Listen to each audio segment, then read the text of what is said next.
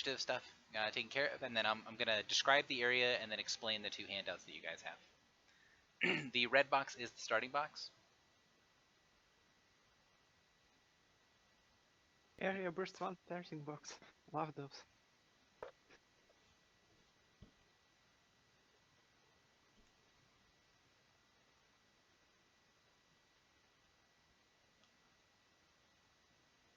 Initiatize, please, guys.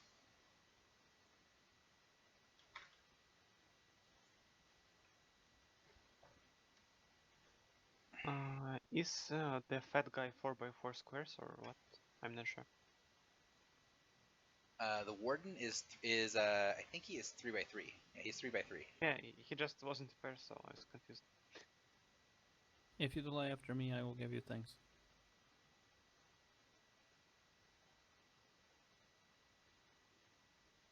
Sure.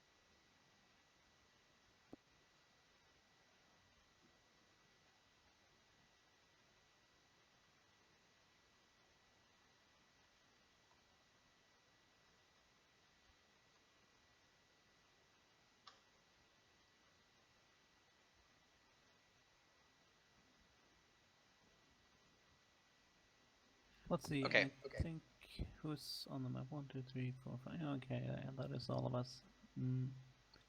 Yeah, I think we're set in our starting positions now.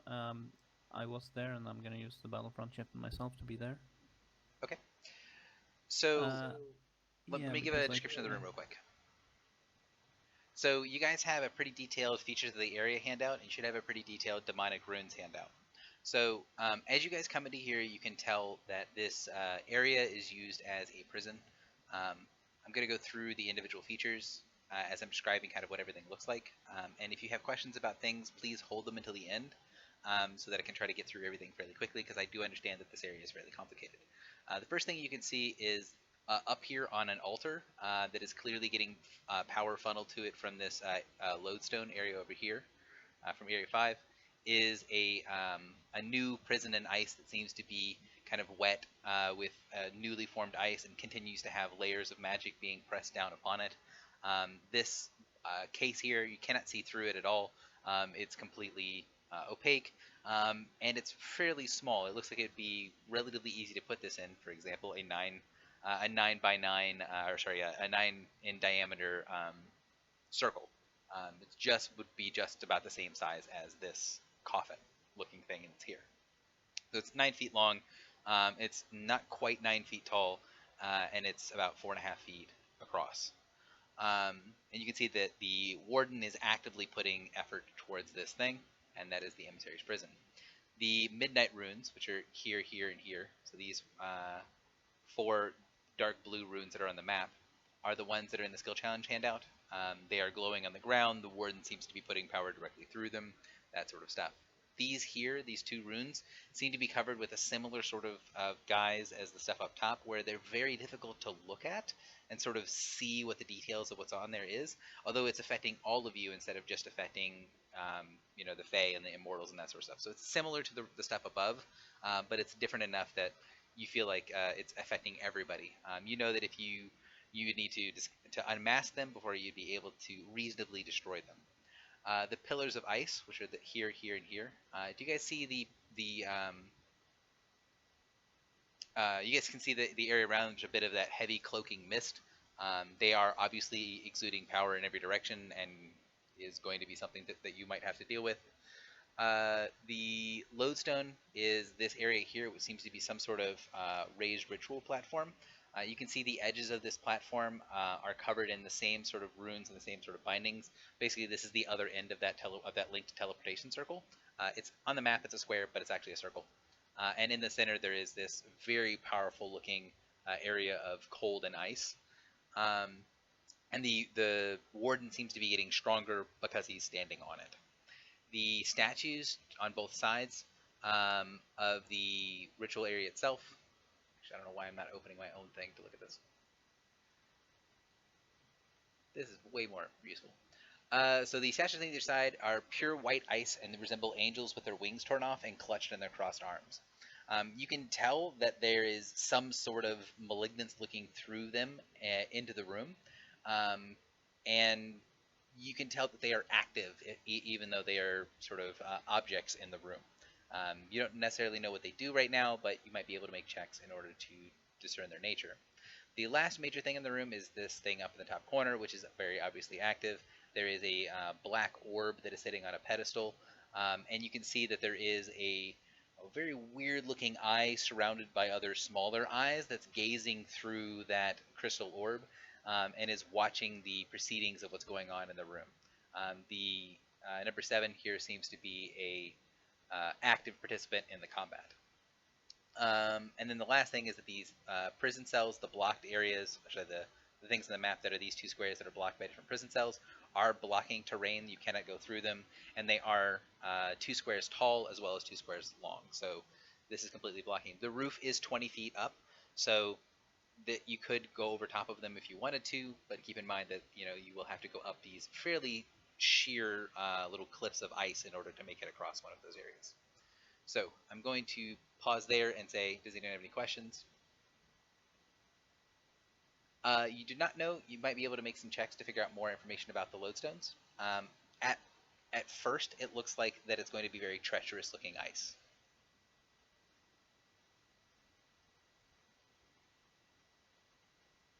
Does it look like we could safely step through the runes? You get the impression that you could step on the runes, but it's probably not going. It's probably not going to do anything to the runes or to you. And that if you interact with the runes, I'm going to leave the runes to kind of the last thing because it's its own handout. But no stepping on a square with a rune on it does not seem to have a you do not think will have a negative impact. But let's get all of the non-rune stuff in the room cleared, and then we'll go to the runes, and then the last thing will be the warden himself. Anyone have any questions about the features of the area that are the numbers? Number 5, like the thing he's standing on. Like, would these squares be hazardous in some way, or would they Yes. do anything? All Okay. of the squares in that 4x4 are considered the lodestone. Alright, and we don't want to touch that until we figure out what it does. Gotcha. The handout says that this thing is fragile. Is it fragile as in it can be skill checked, or fragile as in it can be attacked? Yes. Both? Yes.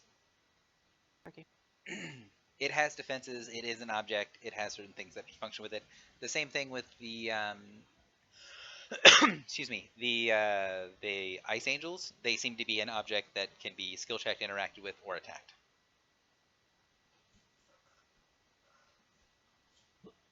Does anyone have any other questions about the features of the area handout?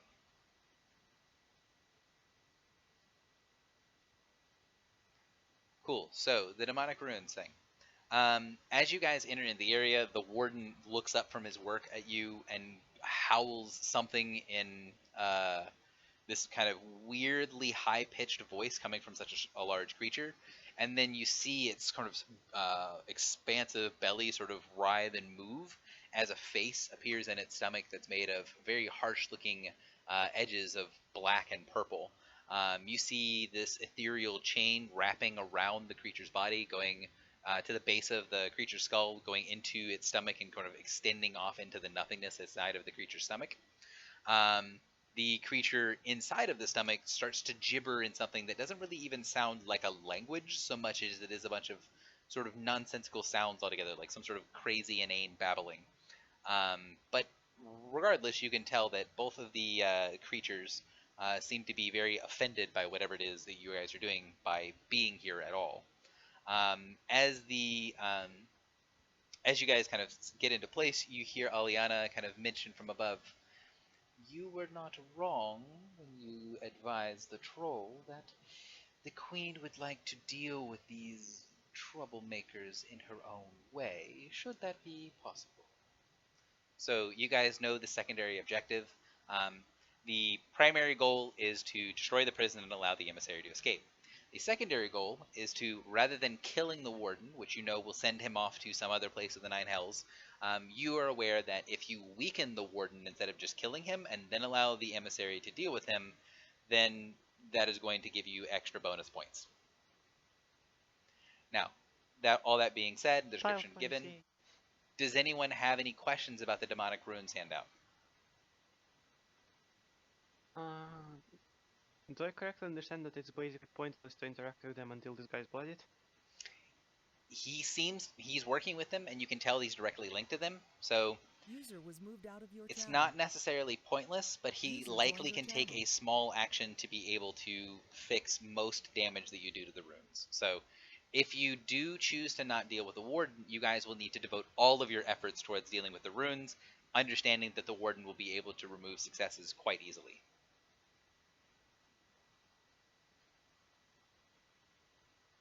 Does he seem to be drawing power or strength from anywhere, or is he channeling power just to the runes and to the prisons? Seems to be drawing a little bit of strength from the lodestone that he's standing on, but a lot of the sort of energy in the room seems to be coming from his stomach. Okay. Does the link, does his link to the Lawson seem to be physical or just? Does it seem like him touching the lodestone has any effect on that link? Yes, physical contact with the lodestone seems to be empowering him. It is very obvious when looking into the room. Okay. So, it sounds like people don't have questions. If you guys will, I would like for you guys, or if you guys would, I would like for you to type into chat 1 that says that you understand the features of the area and you understand the demonic runes handout and you're ready to fight.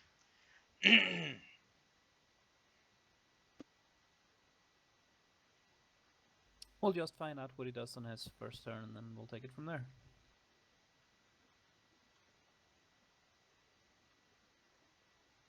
One, two, three, four, five, six.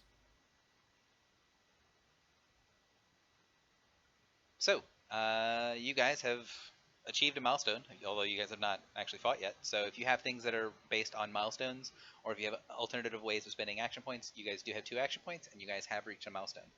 So the Warden's going to take his turn first. So he sees you all come in, calls out something in demonic, or in abyssal, and is going to take advantage of, starting box burst formation.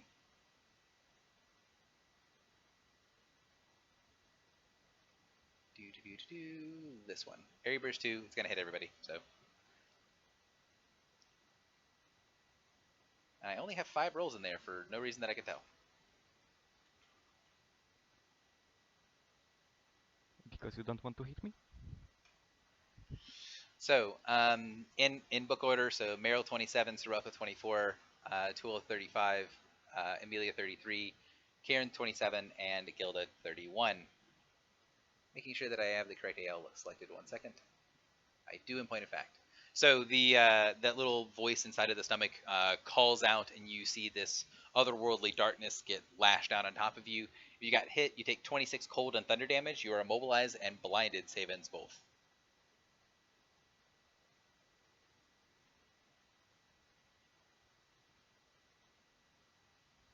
Is anyone... yeah, Meryl is hit by even +1, so you will be warned. Oh, fuck, which one of you needs that the most? Roll a d2. Who's acting first? Meryl is acting earlier, but Karen can give out saves like a boss, I'm pretty sure. That makes the whole thing a bit harder. But yeah, Karen, you can give saves to everyone, right? Yeah. You're a cleric.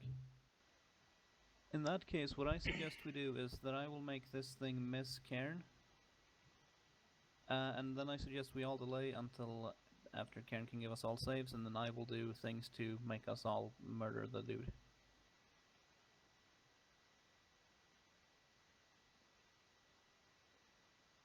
Okay. Either way, I am hit, so I will take damage and mark my saving things.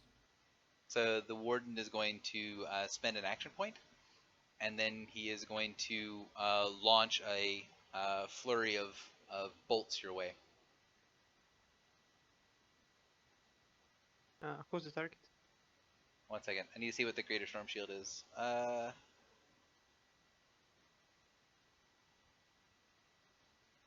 Okay. He takes 10 lightning and thunder. Is that something you want to do?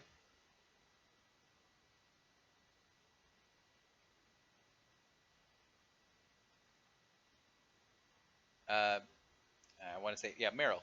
Is that something you're doing right now?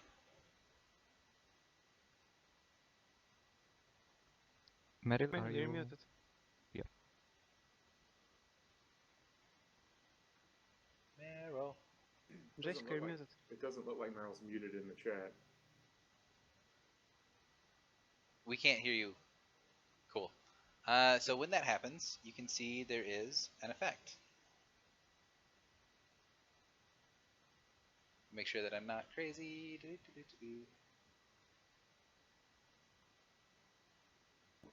Interesting. It does not actually affect it because of the way that's worded. Huh. Cool. Yeah, he just takes a little bit of damage.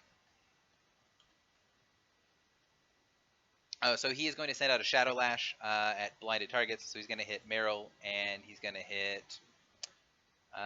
Tool, you're also blinded? Or no, you're immune to blind. I'm immune to blind, yeah.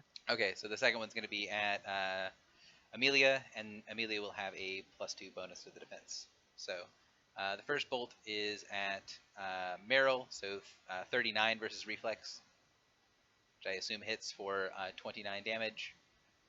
It is all necrotic damage, and you were slid 2 squares. He's kind of happy with, well, no, he'll slid you back towards the entrance to here. And the second bolt will be against Amelia. Okay. Yeah, that is. Yeah. So 28 necrotic damage, and he's going to slide you back to here. It says 27 on the 10. 27, yeah. If I said something different, I'm crazy. Alright, and secret is still... Yeah, I started where secret was, so I can re-enter that fire. You're not muted, Meryl. Your mic's just not actually working. Oh, does this sound better? Yes. Okay. So, that is it for the Warden's turn. 2L, you are up. I delayed until after Cairn. Yeah, I suggest we all delay until after Karen. He gives us all saves, and then I go and gives us all moves. Okay, Karen, you're up. Alright, how many people will get blinded? Just 3, or...? 3 people blinded and immobilized, 1 person who's only immobilized. Okay, I'm going to use my Parabreeds. So all allies within 5 squares could make a saving throw. Balls. Does that save on both? Yes, 1 save for both conditions. Okay, so Amelia, you still need a save. Let's see, I can probably do something about that.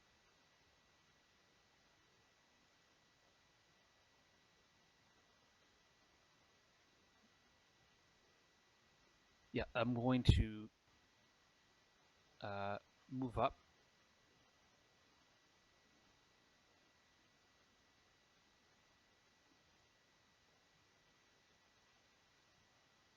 Okay, so Oh, you actually... Sorry, go ahead. Yep. I was just thinking I might be a little bit too far away from that.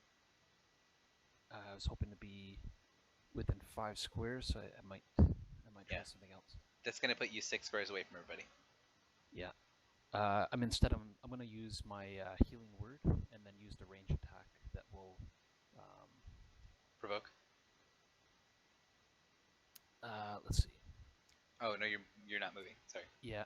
I think what I'll do is from standing here, I'll use my move action as a minor, and I'll use my healing word on Amelia. Give her to grant her a saving throw as well, and then I'll discharge the demon guy. I need for you to mark the areas that you're charging through. Sure. Okay, question. I get to choose in which order these effects happen, so if I succeed in my save, I can use the shift 1? Accurate. Yes. Technically, Karen gets to choose, but I think Karen wants to let you do that. So I guess what I'll do is I'll take this path. So I'll go up 2, and then diagonal up. Sounds good. Go ahead.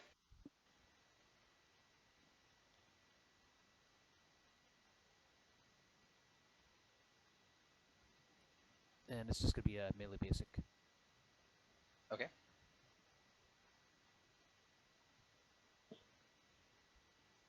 Okay, and that's end of my turn.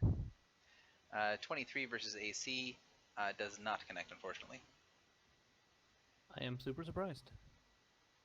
Lord Merrill, you're up. Okay, I'm going to advance. Delay after me, please. Okay. I will give you things, or I will give you a move action.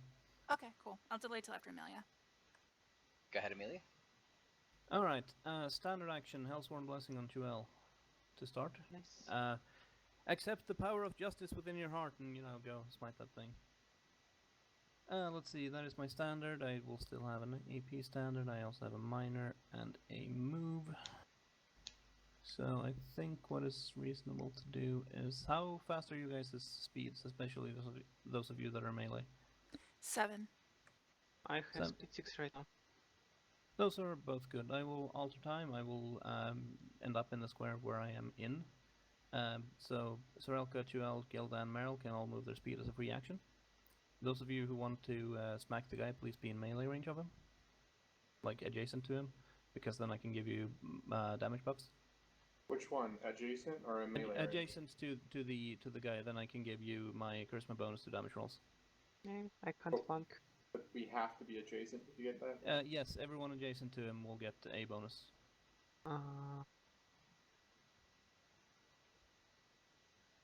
You can end up there, can't you? Yeah, I was just thinking that there's no way for me to even plan a flank. Yeah, he's too far away for this. Okay, minor action. I am going to divine challenge him. Okay. Where in the world is it hiding? Do I not have a macro? It likely won't matter because I think Meryl is going to immediately overwhelm it. Oh yeah, well it matters for Satan challenge. So allies adjacent to the target deal 6 extra radiant damage with melee and close attacks. You're 1 square too far away to Oh come on, I need to be within 5 of that. I did not realize. That sucks. You could move up 1. I could, but I've already used my move action. The DM is saying you can move up 1 from your move action, if that's what you're trying to do. No, I could not, because then I couldn't have given everyone else their speed. I needed to end in the square. Ah, gotcha. Yeah. Well. So, okay, that didn't quite work, so I will do that next turn. What I will do is... do we then not need to be adjacent to it? I suppose that you don't, since that didn't quite work. Meryl, can you please set up a potential flank, like by going here? Yep, I can do that. I need to think. I still have a speed of 5, don't I? That sucks. So, Meryl, are you moving to the other spot? Moving here? Oh Yeah, wait, when I have to move up he's onto he's not actually adjacent there, so there's no flank there. Then never mind. So No. if you're moving there, I need to know your path. Okay, 1 second. You started here, I think. So. A very back one, but. So here, or something similar. Yeah, let's go with that. Okay, so you get to this square. Would you enter this square or this square? We enter that square right there. Okay. To be honest. So when you get there, you're gonna see the pillar pulse. When it does, you see a bunch of different weird shimmering images of demons. As it flows outwards, you see the excuse me, the area around it slows. So you are now slowed, which, as you've already moved more than 2 squares, means the movement stops. So you're not going to take the 10 damage because it's not your turn, but you are slowed. Technically, I would also go like that. So I would enter this square, and you would be slowed as well. Yeah. Okay, since that clearly didn't work, and I'm going to have to do another thing. I will activate my Vanguard weapon. I will charge, going with this path, which means I will enter the thing, unfortunately. Mm-hmm. Do you use an action point to charge? Yes. So, you are action pointing before you charge, correct? Yes, that is how I get the action to charge. Excellent. So, that is going to be a thing. 1 second. That will hit. And I spent it when I was there. If the attack hits the target in each of within 2 squares, no one within 2 squares, but I lose a healing surge. Yes, the target in each. Yeah, sorry. So you lose a surge, and then everything continues on. So you charge. Yes, I enter this square.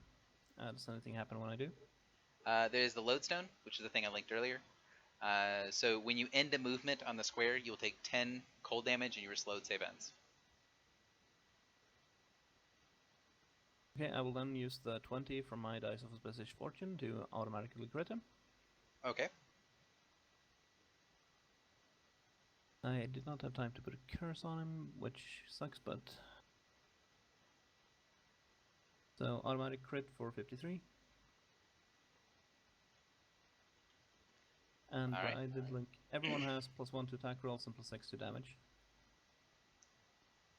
And Lord Merrill, you're up. Okay. I am going to move up right 1 so I can be adjacent. Okay. You take 10 cold damage. I resist it all. Cool. I'm then going to start off with Taste of Life.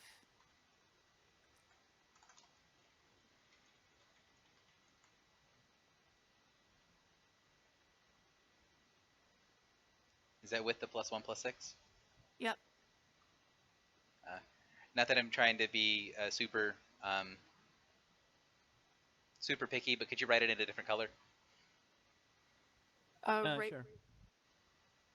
There's a lot of stuff on my end of the map that is written in that color, and it's nearly impossible to read with that other stuff there. So the 31 Fortitude, I'm almost positive connects. It does indeed. I'll add Blood Drinker to that.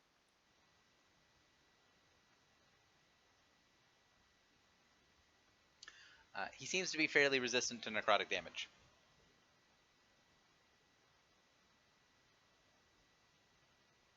Okay. I am going to go ahead and... Oh, actually, he is immune to necrotic damage, so... Okay. Well, I still get my hit points and whatnot. I am going to go ahead and minor action to Divine Challenge him. And then I am going to... Yeah, that'll be my turn. No. It says it in the macro. Fair enough.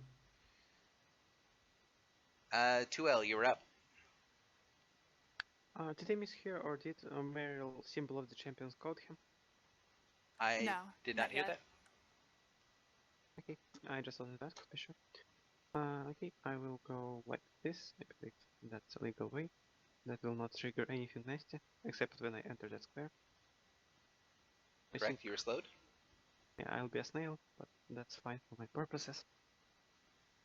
Alright, I should enter form. Then, as my standard action, I'll twin strike this guy. I will try to slide him left with every attack. How many squares does your slide? 6 per slide. 6 per slide?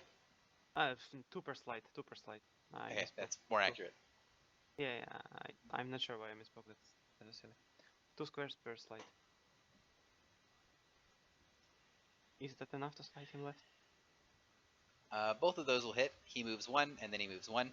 He's still on a square of lodestone. Well, unfortunately, I can't slide him through Sarilka. But at least that's some progress.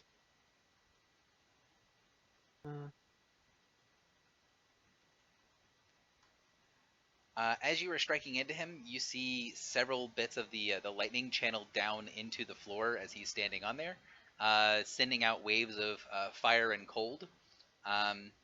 Meryl and Amelia. Alright, I should add this thing to that. So Meryl and Amelia, you both take 2 instances of 12 fire and cold. Okay, I have resist, so I'll take 7 from each of those. He should take 23 more damage. I think it's fire damage, if I'm... Or does it all turn into lightning? It all turns into lightning. Yeah, All it's a damage I lightning do is conversion lightning. weapon, so yeah, it's lightning. The stuff from the lodestone is fire and cold. It doesn't seem like a good idea to whack him while our friends are adjacent.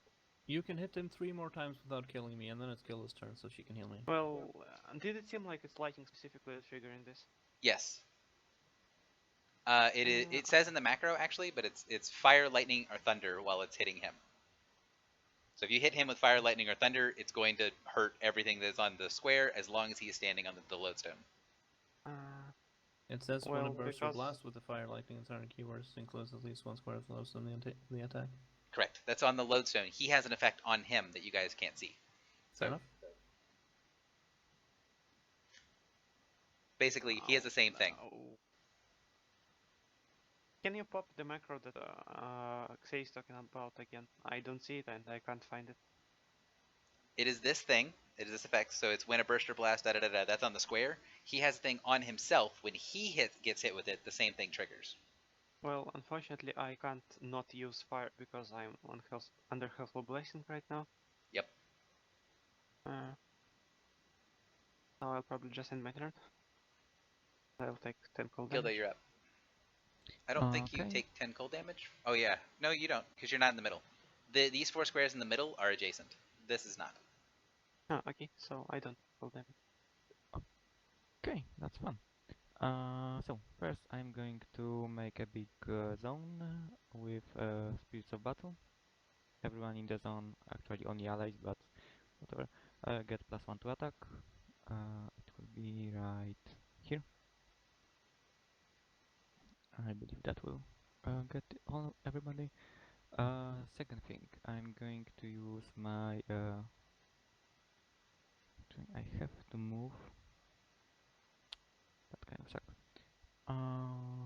But anyway, I'm going to shift over to here to not be slowed. Am I slowed until the end of my turn, or? No. As soon as you leave the aura, you're not slowed. Okay. So I'm no longer slowed. I'm going to move with that my secret over to. Could he go over here? Mhm. Okay. He would be above the creature, but yes. Above the creature, which means like 2 squares up, or? 3 squares up. So it's going to have 3 quote-unquote empty squares below it. It's going to be at altitude 3. Okay, so my allies would not be adjacent, so that would Correct. not be good for me, so he will go there instead. Is the big guy immune to heal?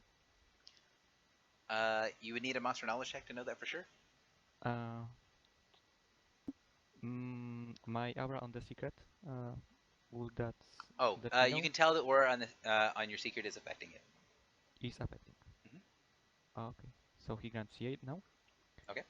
That was a move, that was a minor. As a standard, I'm going to try and do, let me see, number 2 is the Midnight Rune. Yeah, that's not the one I want. Okay, so I'm going to go over to this rune. Actually, look at it and try to perceive the weak points in it. Try to focus really hard on perceiving the weak points. Okay. And try to channel my energy to disrupt it. Okay. And as a standard, by the way. Go ahead. And I think I need to roll twice because I forgot that I'm in the aura of that big eye thingy. You do unfortunately need to roll twice. However, that will trigger what the effects are. 1 second.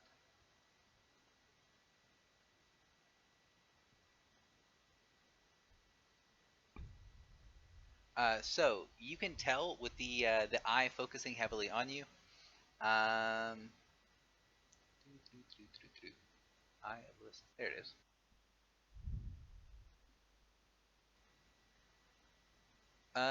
The eye gives you a thing where you have to roll twice and take the lower.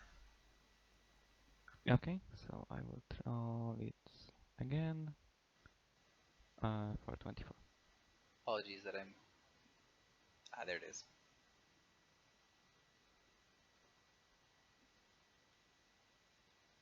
That is the effect that you are now aware of.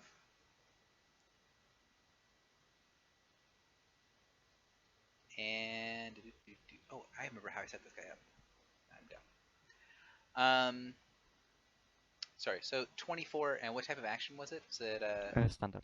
standard action? Yep. So I believe that 24 still succeeds. Remind me, because I closed out my handout because I'm dumb and not paying enough attention. No, it does not actually. Unmasking, yeah. Not unmasking. So that will trigger a negative effect of the C rune.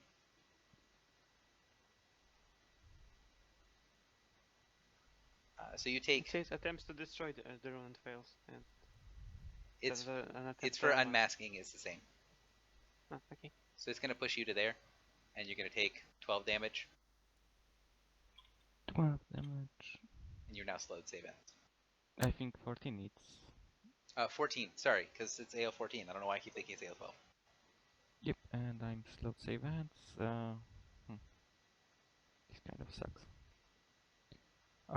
What's how much? That will be 10 damage. Huh? Okay. Anyway, I'm done.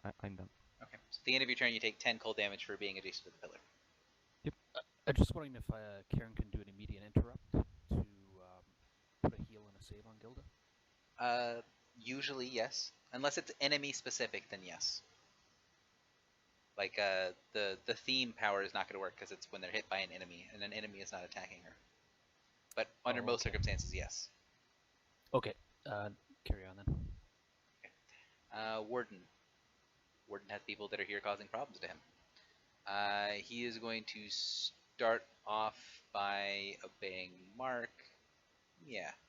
So he will melee onto Meryl.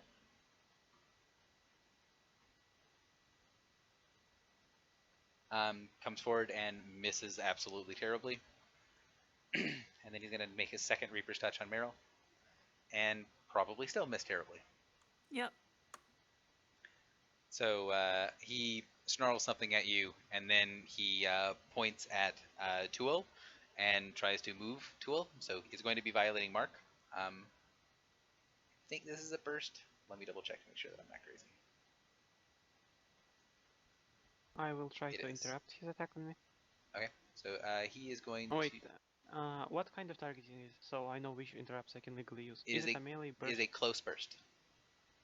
In that case, I believe I can only use this interrupt. So it is going to be a 30 versus your will. Unless Okay, Meryl's is I'm more sorry. than -2, which I don't know. It's -3. -3, so it's going to be 29 versus will. Oh, I will try to reroll that. Button. We have 4 stones, right? So that should be 12 higher, 42 versus AC. 42 AC definitely connects. 43 damage. No, that's not yet. And let me add Hellstorm Blessing. I will total it in a moment. That should be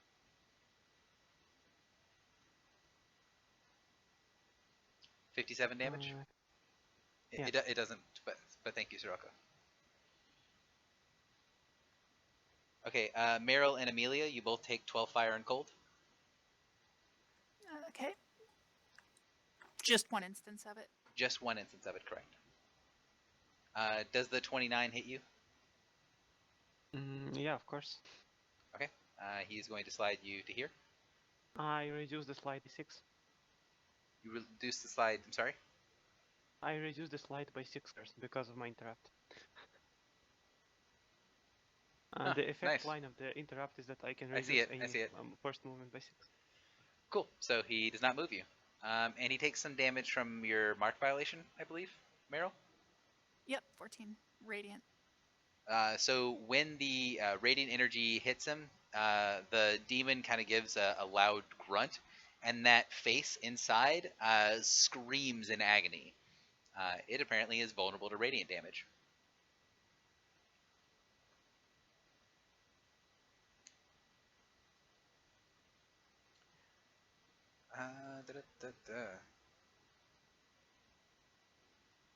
Believe that is going to be it for him.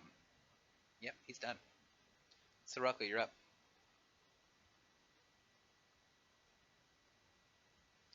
Sorry, I was muted. I'm going to make a monster knowledge check to see if this guy is a shadow or undead creature.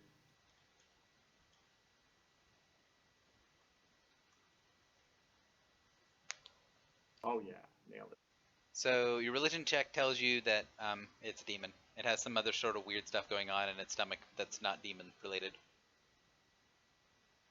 Alrighty. We'll teleport you. Do we know that it has a resistance to being slid or force moved by 1? Yes, you can tell that from what Tuol was doing. Okay. You can see that the lodestone seems to be holding onto him, like that area of frost is grabbing hold of his legs. So you're fairly certain that it's actually the lodestone that's preventing him from being able to be moved, and that if he gets moved off of that, then he's no longer going to have the resistance. Alrighty, so I'm gonna start with. I needed to talk to Meryl. Do you care if I mark him? What's the deal on that? I'd prefer to keep him marked. Alrighty. I will footwork lure him. Is granting CA.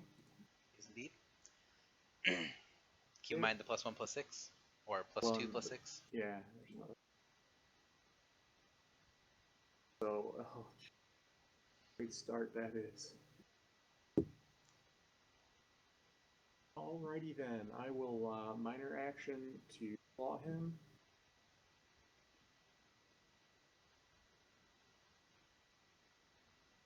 So 36 for AC, 18 damage.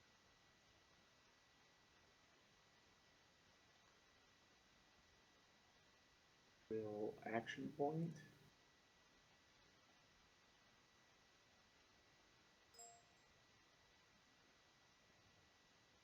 Will footwork lure him again.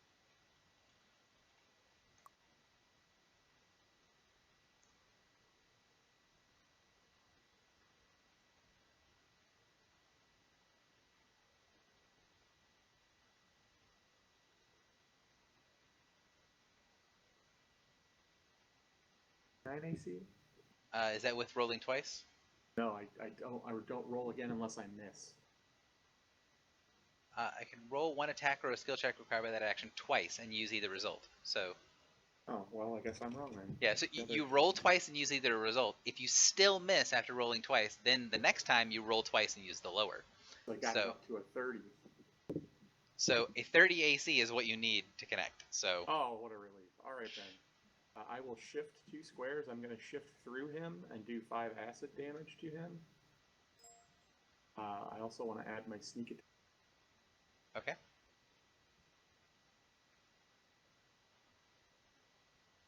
Oh yeah, I'm just getting all the good dice. On fire. 3 ones, literally 3 ones there. That's an impressive sneak attack. Wasn't very sneaky, I guess. So I guess if you need me to total it, it's. I got it all done. All right, great. I will knock him prone. Slide him. The 26 damage and 19 radiant damage. What's the 19 from? That's from the crit. That's if I were to have crit. Oh, gotcha. Which Sorry. I did not. So but I will knock him prone. He is prone. I will turn my move action into a minor action and activate Chain Ward. Gotcha. Anything else? Nope. So you see this fell presence pulling through or coming through the crystal orb on the other side. It is going to send out a burst of sort of concentrated evil over to where Amelia and Lord Merrill are. It is going to do it there, as it's focusing heavily on what's going on over there, and is going to miss terribly on Amelia, and 27 versus reflex on Lord Merrill. We'll miss. Okay. You can see that the zone stays in place as the attentions of this evil eye seems to be focused heavily on that area. Gary, I did kind of gloss over something. Is this creature a shadow creature? It is not. Well, it's not a... It doesn't trigger from the other thing. It should have Gilda, and I didn't notice it, so I'm going to hit it now. So the AP from Strelka is 31 versus your will. Because I forgot to hit the AP button. That's almost certainly going to hit me. Let me double. So just lose a surge, as there were no allies within 2. Do you know what the effect is for the zone? You don't know what this zone does yet. You can Okay. tell that it's paying attention. By the way, do we know that while it's paying attention to the zone, it loses attention on the rest of the room? It's not. The effect is room wide, and it is not seeming to take a special amount of effort to pay attention to the zone. So you will still have to be worrying about the skill check thing with the zone active. Okay.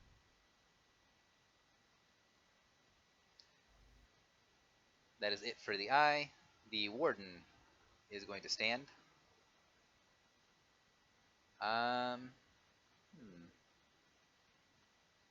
Yeah, he wants to try the thing on 2L again. So minor action, he is going to disobey Mark.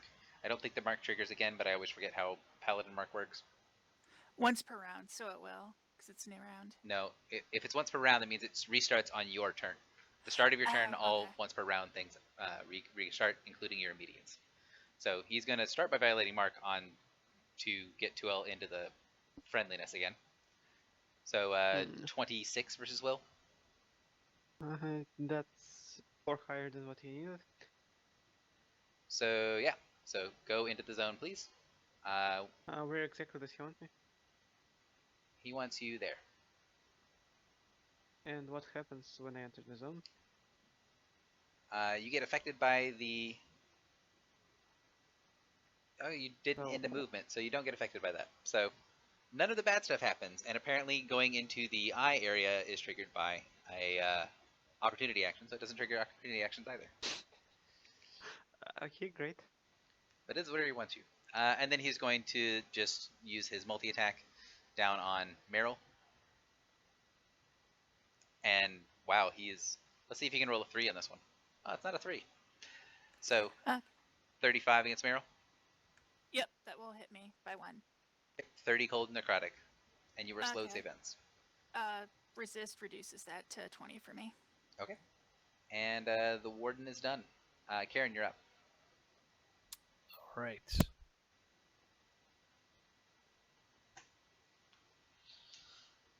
All right. Let's see. I'm thinking I will shift. Before you do, because it might matter for your turn, Gary, what was the duration of the slow imposed by this thing? It is as long as you were in it. So it's an aura of slow. As soon as you leave the slow, you're no longer slowed. Oh, great. That's excellent. Karen. Sure. Karen's going to shift over here. He's going to activate an action point. It's like, I guess your guy does an attack roll. Yep. That'll miss. Okay. And from here, he's going to...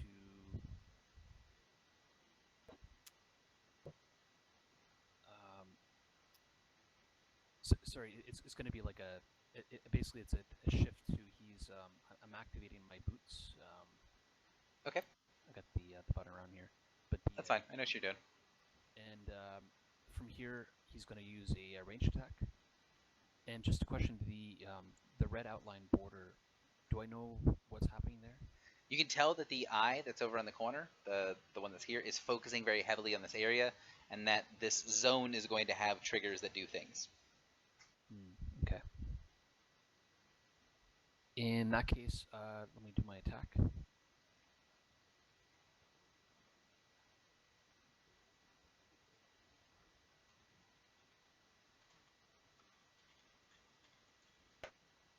That's going to be lightning and thunder damage. So that is 36 AC, which is definitely going to connect, for 37 lightning and thunder, which is going to trigger some stuff. So everyone who's on the lodestone is going to take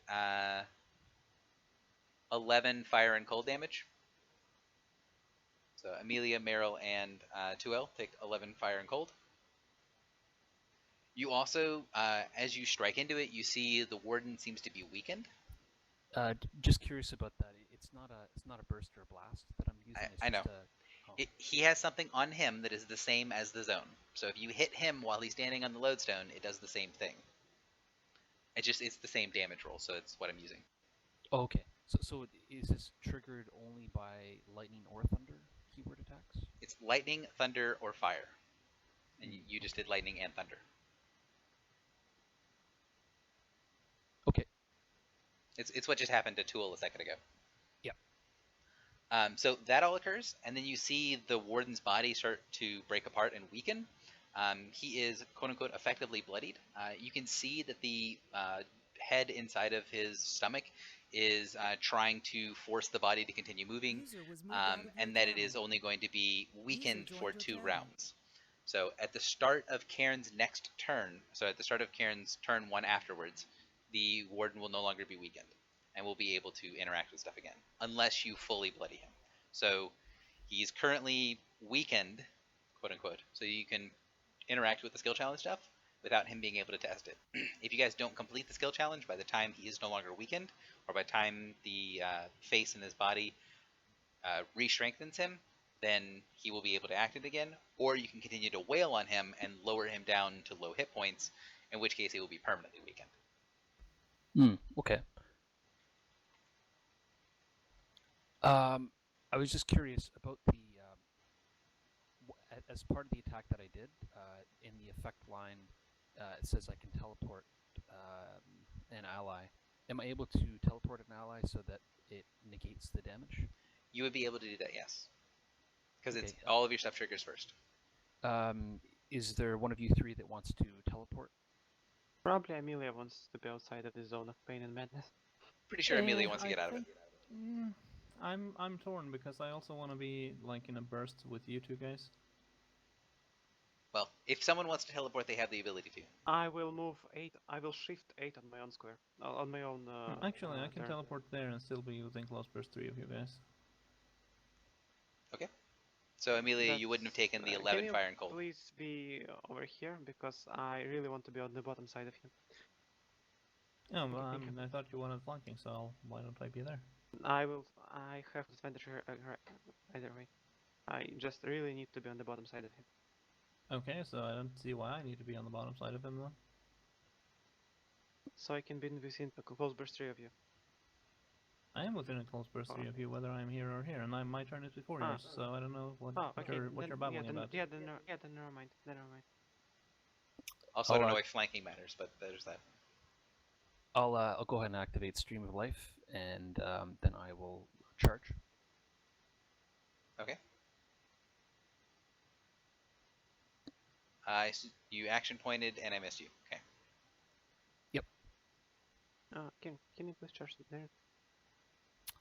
Yes, I can do that.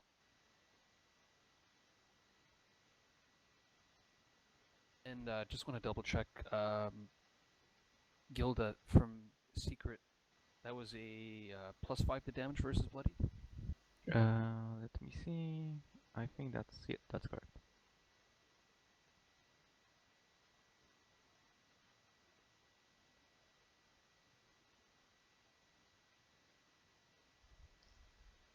So 35 will definitely connect for 34 damage.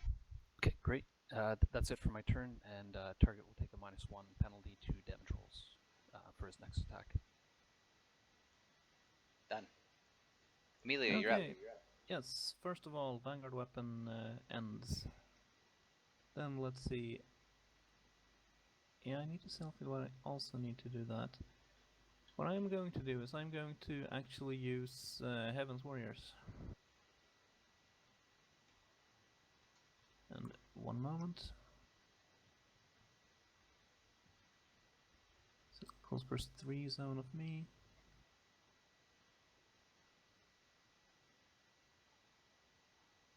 I will change the color of this. Okay.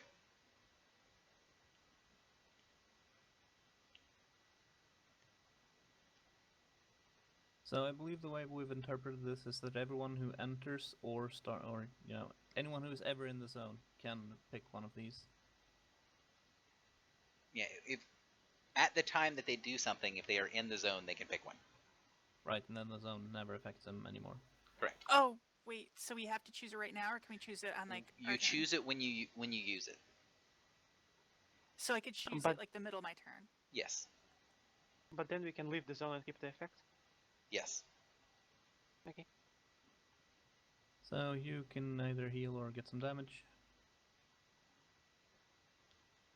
I'll take the defense. Yeah, but don't take the heal because I'm not gonna do more healing things. Gonna use Strength of Conviction, which means you two can each spend a healing surge, I believe. And I guess everyone else within 5 can also do things. Sadly, 1, 2, 3, 4, 5. Yeah, I couldn't have been. I couldn't have also done that and also been within 5 of Gilda. I'm sorry. And then my third thing will be to Inspiring Word myself. And that is not 7, that's 18 because I use Strength of Conviction. Okay. And that's it for me. Lord Merrill. Okay, I'm gonna use the spend a healing surge, so I'll spend another.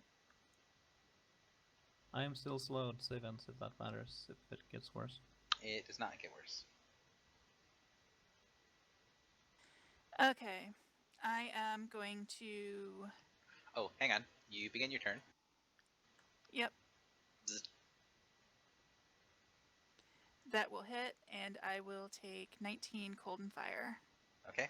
Which will trigger Lodestone. So Tool and Merrill both take 13 fire and cold. Okay, I'll take 8.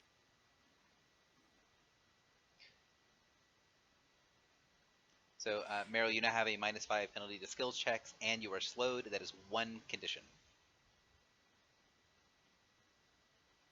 Okay. Am I good to keep going for my turn? You are. Okay. So I will advance up to there. I am going to start off with Castigating Strike.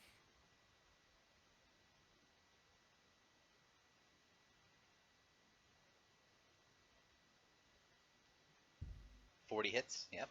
For 19 damage, flavor damage. Looks like. Yes. Okay. I am then going to burn. I'm going to go ahead and then use my Symbol of the Champion's Code. Do you want him to be sanctioned, or do you want him to be challenged? I'm going to actually keep him challenged. Okay. And I'm going to Symbol of the Champion's Code on him. Okay. And then I'm going to have to apologize because I'm going to pop action points. I hope people don't mind losing healing surges if I get hit. Karen's good. But I'm going to action point. He misses. I assume he cool. misses with a 2. I am then going to go ahead and do Cloak of the Stalking Shadow.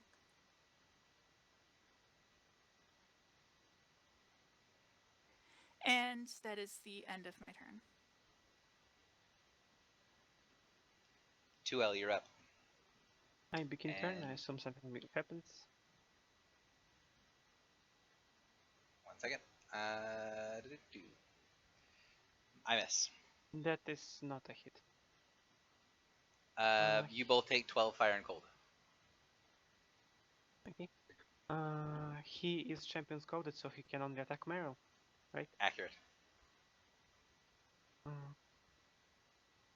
In that case, I don't have to use my huge shift, which is nice. I'll just move over here.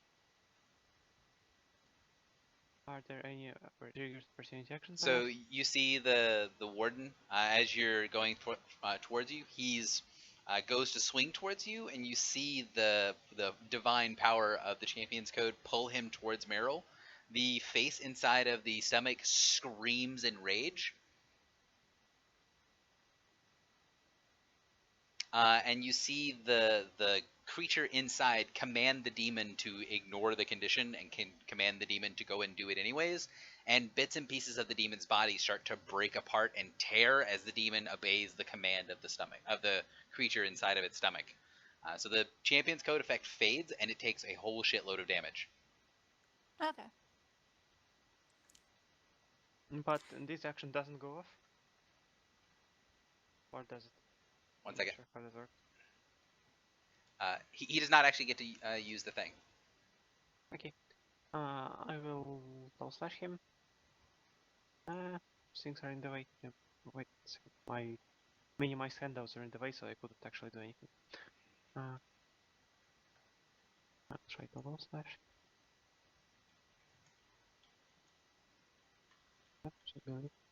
Let me add a Hellstorm Blessing to that.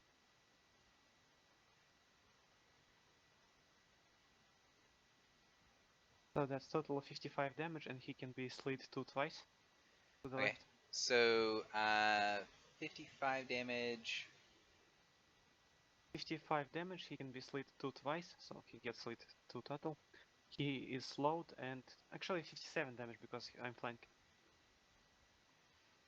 So he gets slid to here, and then he's no longer on the square. And now, where would you like to slide him?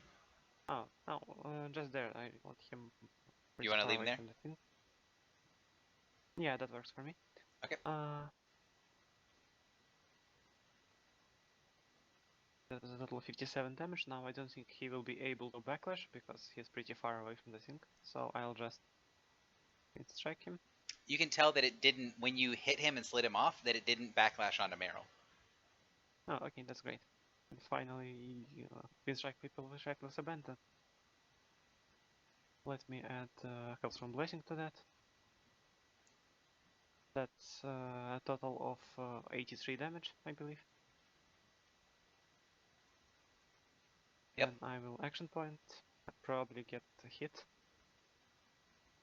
And Miss. that's a miss. Because I have the very nice plus 6 defenses. I could have sworn you would have taken the plus 12 to a single damage hit. No way. Given that I make like a billion attacks, it's totally not worth it. Those are some more attacks. He will take some more Hellstorm Blessing. And give me a total damage at the end. For this Twin Strike or both Twin Strikes taken together? For just this one. Because I already counted the other one. That's 73 more damage. Ow. He looks messed up. He is still in the weakened but able to reform. He is not quote unquote true bloodied yet. Do I have any more actions? Oh, I used move, minor, and 2 standards. End of turn.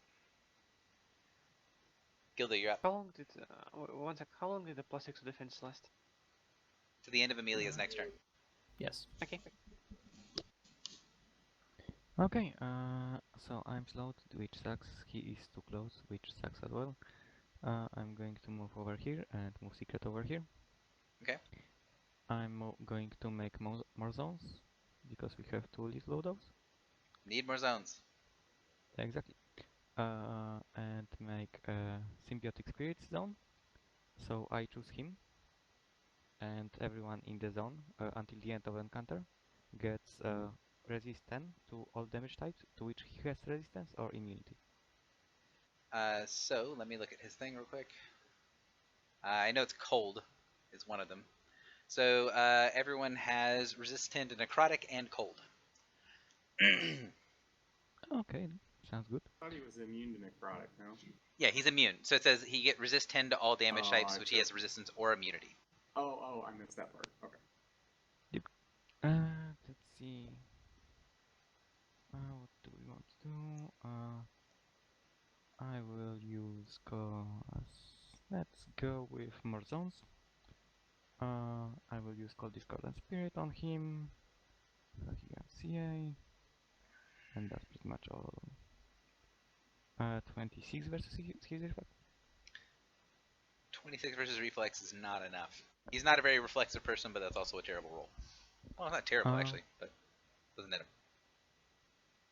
I mean, it kind of sucks.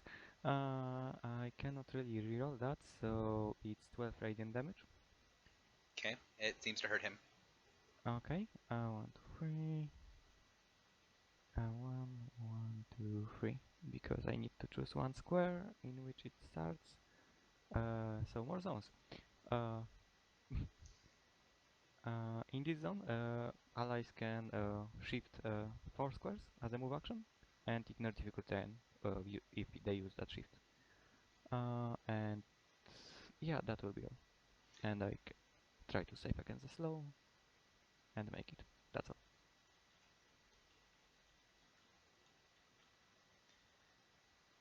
Alright, the warden, who is not having a good day.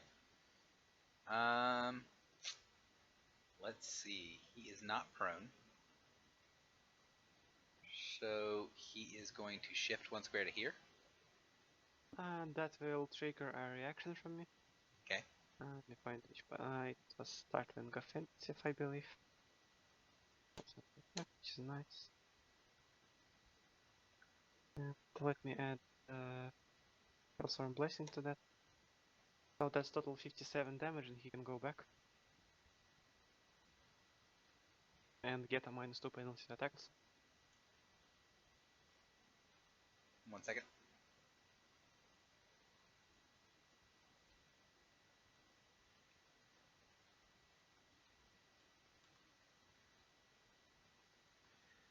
So you see the the face continues to scream on the inside. It is now not temporarily weakened, but actually weakened. So he is actually bloodied. The body seems to be falling apart, and the face has stopped trying to recover the body and is just trying to keep the warden on its feet and interacting with things. So for the purposes of the skill challenge, he cannot he cannot remove successes from the skill challenge anymore, and he is now considered weak enough that you would be able to do the skill challenge and its pieces without being hindered by the warden. And please mark down his -2 penalty to attack rolls. I will.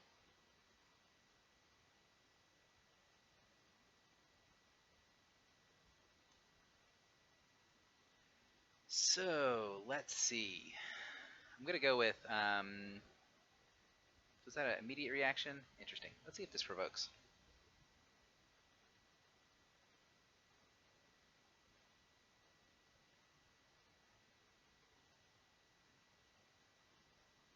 Oh yeah, he's totally gonna do this. So he is gonna provoke an attack of opportunity. The face inside seems no longer care whether the body is preserved.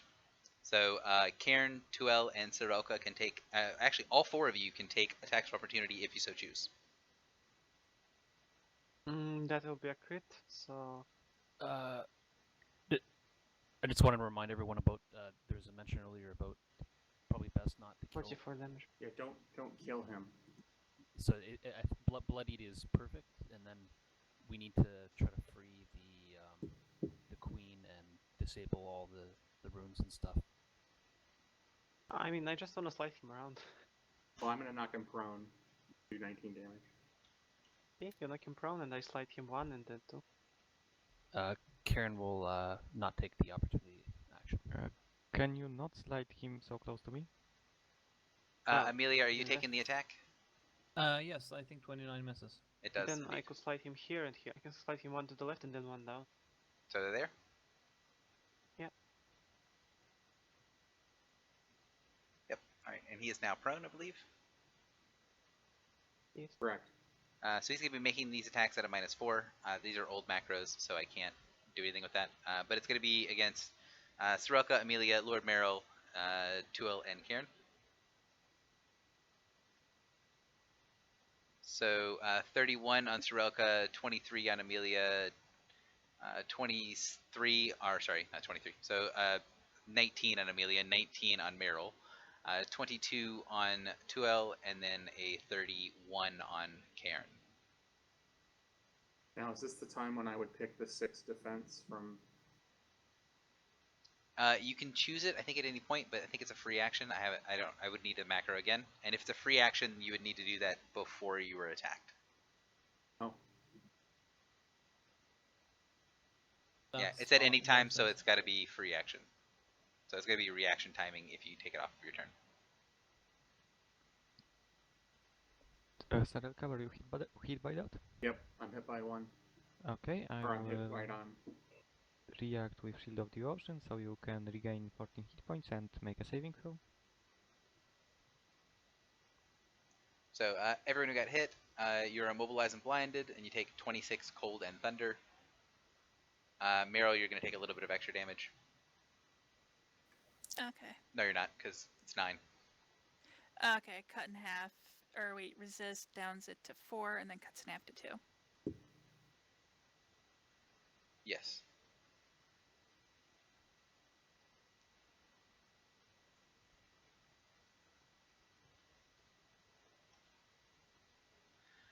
All right, is everyone done with being able to know what they need to do for there, like people were blinded or whatever?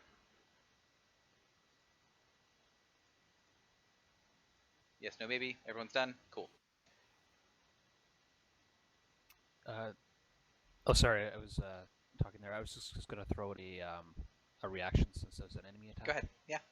So I'm saying, if you guys have reactions to this, use your reactions so I can keep taking my turn. Who's blinded and hurt? I think you're blinded You're and the no only one one else. blinded. Okay. Is there anybody that requires a save? If not, I'll just continue on. I think you were the only one that would have wanted it, unfortunately. Okay. Yeah. Never mind then. Okay. So that was the thing that occurred. And he does not have another move action to stand up. So he is going to. Yeah, that'll be it for him. Actually, he doesn't have a reason to. He has not violated Mark yet, so he has a reason not to do that. All right, Sirocco, you're up. All right, I'll shift 4 to there, really 3, and I'm going to attempt to smash the eye. Okay. Are you attacking it or are you skill checking it? Is there a difference? I was going to use athletics, but if there's an attack that we can do instead, then is there a way to know if that's going to be more effective? It has defenses and hit points, so you can attack it and try to destroy it. It does seem to be, relatively speaking, delicate, but it's up to you whether you would rather disable it or destroy it. If you're going to destroy it, that it means it is going to be a attack against it. If you're going to disable it, then that is a check against it. Yeah, well, let me do this then. I'm going to do a minor action and attempt to bluff it by saying, "Look behind you," and that works on everyone. And then I'm going to do an athletics. Actually, you know what? I'd like to, if that works. Yeah, let me see if that works, and then I'll come back. Keep in mind that if you're in line of sight of the eye, then you roll twice and take the lower on checks. Well, where is there not line of sight of the eye? Because to me, it looks like it's looking at the ceiling. It's the whole room pretty much right now, because there's nothing blocking his sight. So then why did you tell me that? Because I can't get out of the line of sight. So I'm making sure that you're rolling twice and taking the lower, because I see. when you say, "Oh, well, why not take a minor action?" the answer why not is because you're rolling twice and taking the lower. Oh. If you still want to do it, that's fine. Just letting you know.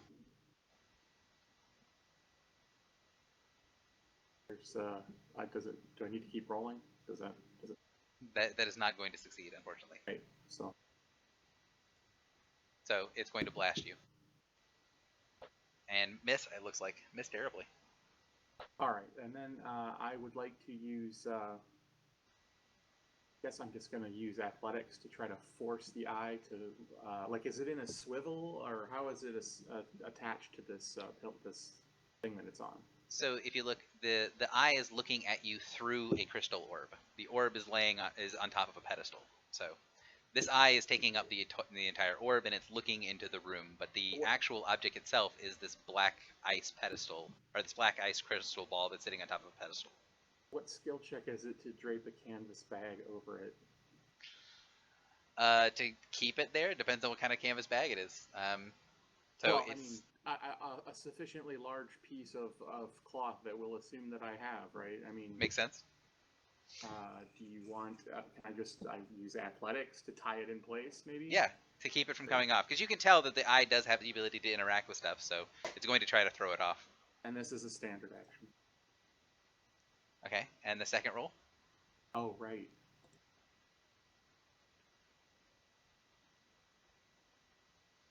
So you'll take the 35, and it is now blocked. So for the moment, at least, the eye does not have line of sight to anything in the room.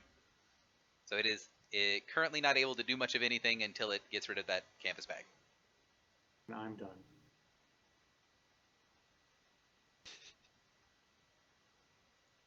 Oh, good. I macroed that correctly. All right. Let me look at this real quick. So you get this incredible wave of cold and anger that comes off of the canvas bag. You see it kind of fluff up like it's filling up like a balloon, and then the outsides of the bag crystallize as the eye takes an action to destroy the outer edge. Let me make sure. But it is not able to do anything about that. So it has line of sight again to the room, but can't interact with anything. So, it will have line of sight to interact with the room at the start of its next turn. So I'll put the bag back on. Warden, Warden's gonna stand up. Warden is going to try to wail on the thing that's been wailing on it. So first action is going to be a multi-attack action. One, actually, I don't know if he's got reach. Pretty sure he doesn't have reach. He will provoke from 2L. So first, he's going to multi-attack. First action is to provoke from 2L. No, he's provoking by attacking Meryl. Oh, okay. But his second attack will be melee? Mm-hmm. He's making 3 basic attacks. His first basic attack is targeting Meryl. Yeah, I'll just try to slide him away so we're safe. Okay.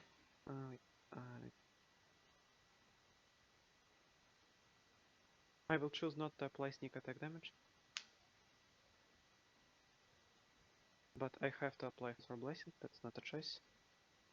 So that's total of 35 damage. Can go 1, 2, something like that. Can you please not move it there? I really want to keep Mark up. And I'm slowed, and I'll have to run anyway. Okay, I guess I can move him 1 to the left and 1 up, and you'll be still able to run towards him. Or, charge him. Or you can shift 4 as a move action. Oh yeah, you can shift 4 as a move action. I know it's hard to see in like the 85 zones, but there's this here as well. I mean, at least he's now So ranged to melee attack Kieran. He's now going to range basic on Meryl, so 25 reflex, which I assume misses. Although it might, because of reflex. And then the second shot is going to be a melee attack down on 2L. 34 versus a 32 AC, I'm sorry. Thanks to the +6, my AC is 35 right now. And second attack is a miss. He is then going to minor action on Cairn. Okay. So he is going to violate Mark and take some damage. If you'll post the damage is 15, right, or 14? It's Divine Challenge, so it's only 10. 10, so 20.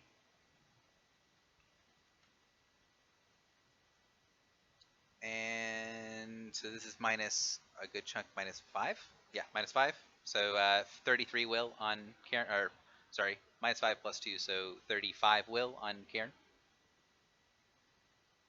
Yes, that'll hit. Okay. He is going to slide you to here. You're a dwarf, so you go 1 less, I think. So that's 3. So yeah.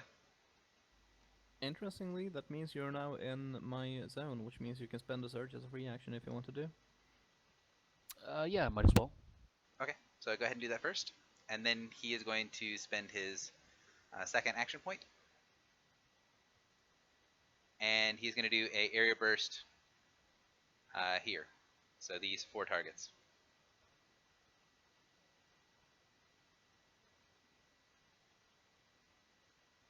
So 31 against Amelia, 34 against Meryl, 21 against Mantlesmith, and then a 31 against 2L.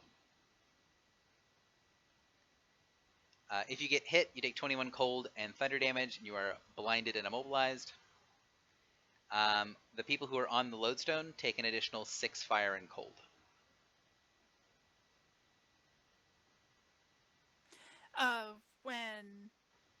With that 6 fire and cold, I subtract my 5 from resist, and then I cut it in half. Does it still round back up to 1? Things always round down, so it goes to 0. Doesn't do anything. Okay. And the warden's done. Karen, you're up. All right. Karen's gonna take some damage. He's going to take 5, and he's going to transfer some energy from his life force. Let's give it to. I'm gonna heal myself on my turn, so give it to me. Actually, I'll give it to 2L. Why would I need a heal? Your health is low, right? My health is perfectly fine, and I hit him on a 2, so I don't really need buffs either. It's Stream of Life. Oh, Stream of Life? Oh, okay. Yeah. 15 hit points. Yep. Meryl, I've got something for you. Minor action, you get 62 temporary hit points, and I will take some damage. Okay, so wait, how much do I get total? 62 temps? Yep. Yeah, sounds reasonable. You gain so many temps, the carrot gain temps.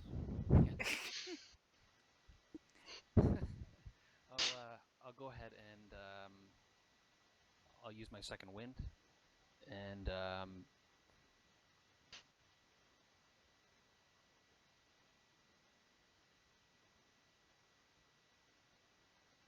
So you've taken 2 minor actions so far. And what else are you doing? I guess minor action, I'll give myself some thunder resistance from my my amulet. Okay. So as I use my second wind, I got the heal points, but I'm also I also get to give 10 healing points to Meryl. So you heal for 10, and you can make a saving throw if you need to. Oh, sweet.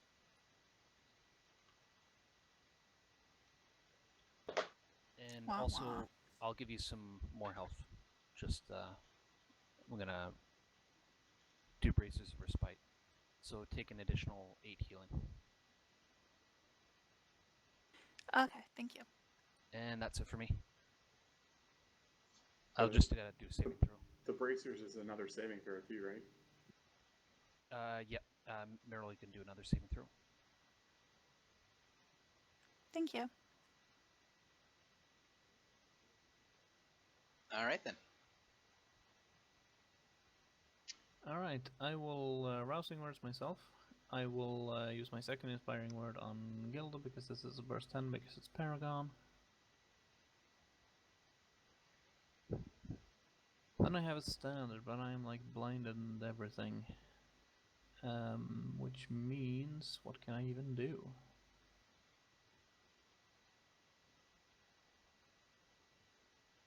We have a bunch of runes we need to shut Oh, down. And by the way, blinded the Gilda, thing. sorry. Yeah, but can I interact with the runes when I'm blinded and immobilized and not adjacent to them? I don't think so. Gilda, by the way, that is gonna be plus 18, not plus 5, because I maximized that because I used a different power earlier, so take 13 more.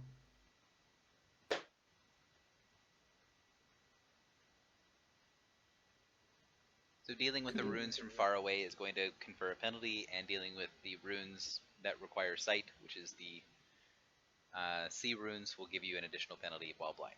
Yeah, so doesn't even seem that relevant. I don't think there's much of a point to even direct the strike since we've got him right where we want him. I kind of want him slid off the runes so we can interact with him easier, but that's beside the point. Does anyone have an encounter power they would like to reuse?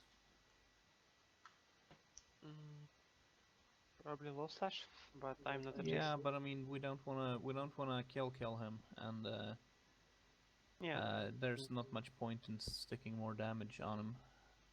Yeah, you're right. Fuck it, let's be non-committal and just Warlock scares him. And then I'll roll 2 saves. And my turn will end, so will the zone.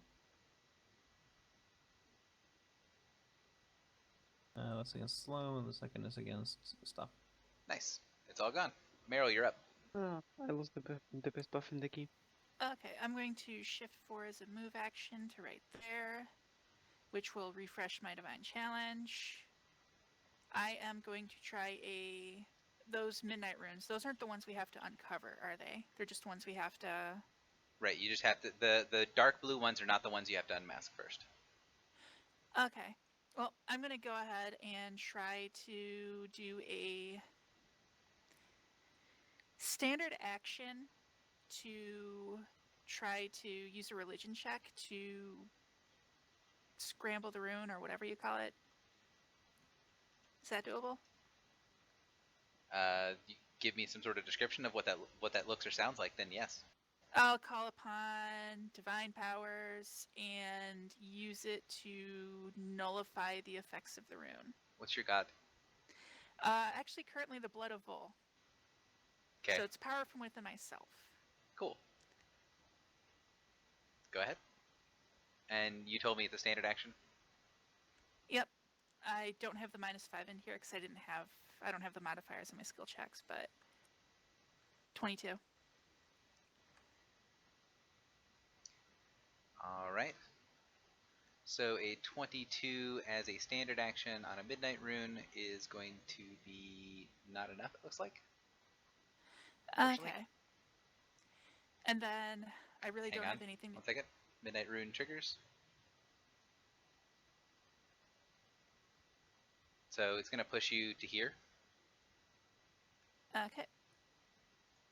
You are dazed until the start of your next turn, and if you end your turn now, the your challenge is going to fall off. God damn it. Okay. That makes things hard. Just wondering, Meryl, did when I triggered the boon earlier, does that +2 to religion last all the way to this point? Or No, it's until the end of the encounter. Okay. Which is basically the skill challenge before here.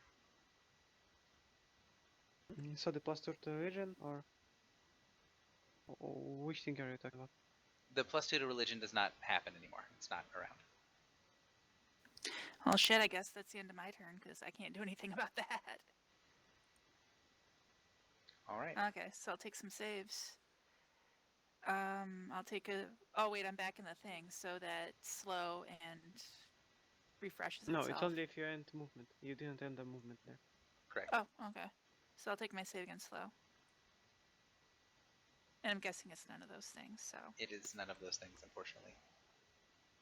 Actually, 1 second. Let me double check. It might actually have the charm keyword. It should have the charm keyword, so it would actually be a thing. Oh, okay. Then I save. Because it doesn't on the macro, but it very much should. So I'll put that as a note that I need to remember to do. Tool, you're up. Question. For purpose of interacting with the zones, doesn't it matter whether I'm in the square of the zone or adjacent or in an adjacent square? No. Okay, I'll move over here. I'll then try to mess with this rune, basically just try to vandalize it, adding commas rather than shooting with commas, trying to make letters look like squiggly funny things or like other letters. Okay. So basically, just disfiguring something like Tiberi. Sounds good. That was a standard. Yeah.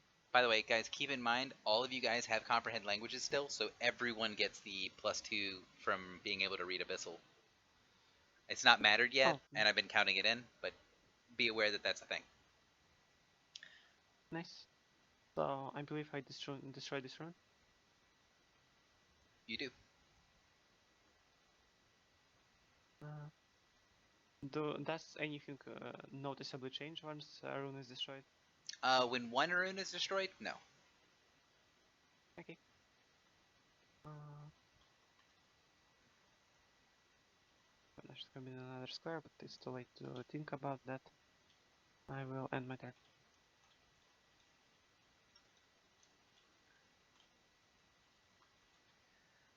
Gilda, you're up. Okay, let me see. What do I want to do? Huh, not really much going on in there. That kind of sucks.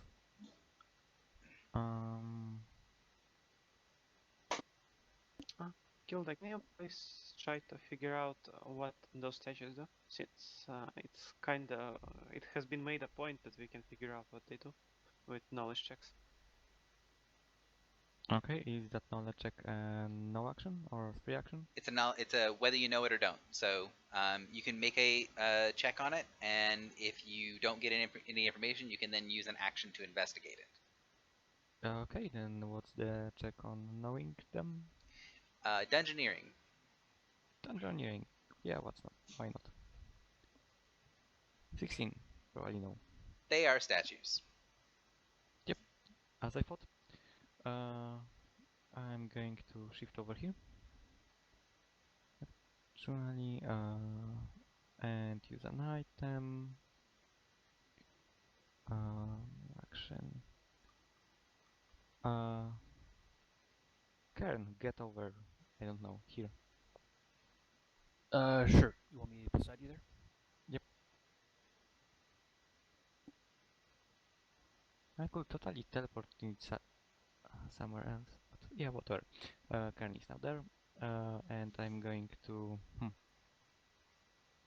using the fact that the guy is the eye is not no longer there. Let's see. Yeah, I don't really think actually.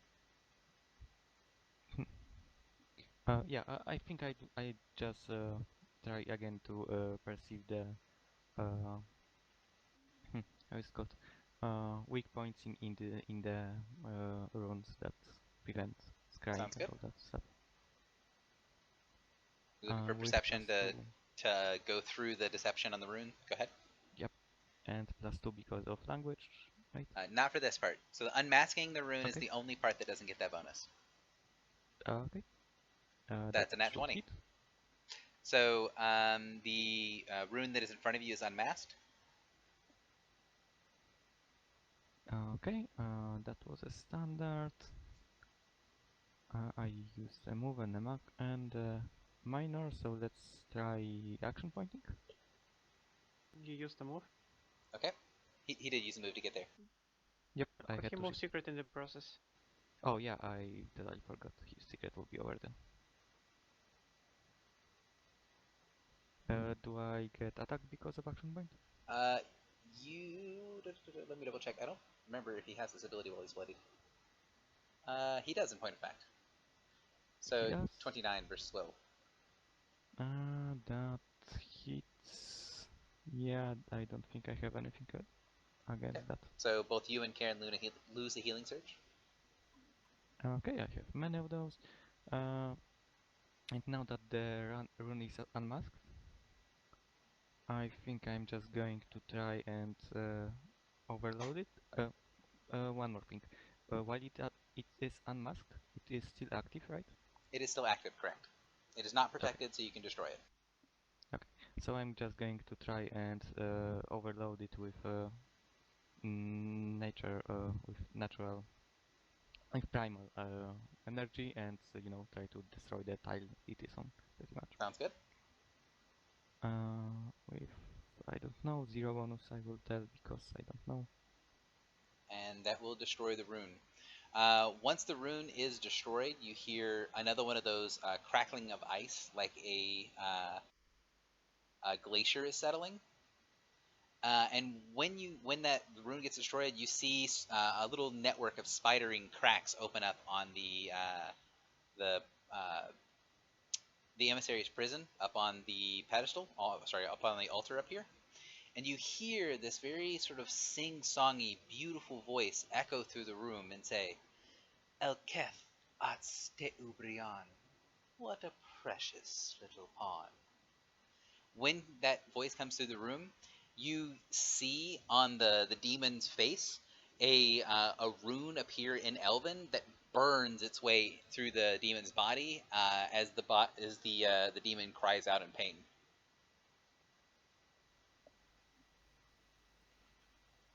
Okay. And yeah, I think that's all my actions. Yep, that's all.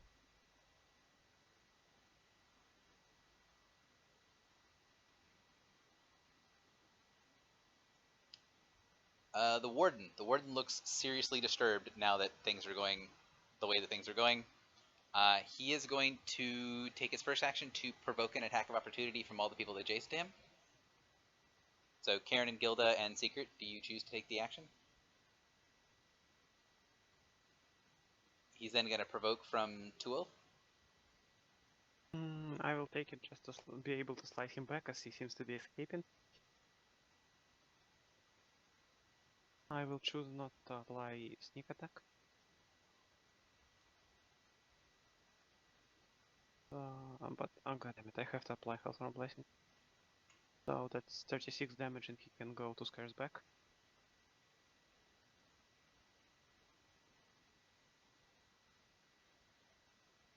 Two. So he will finish by moving there.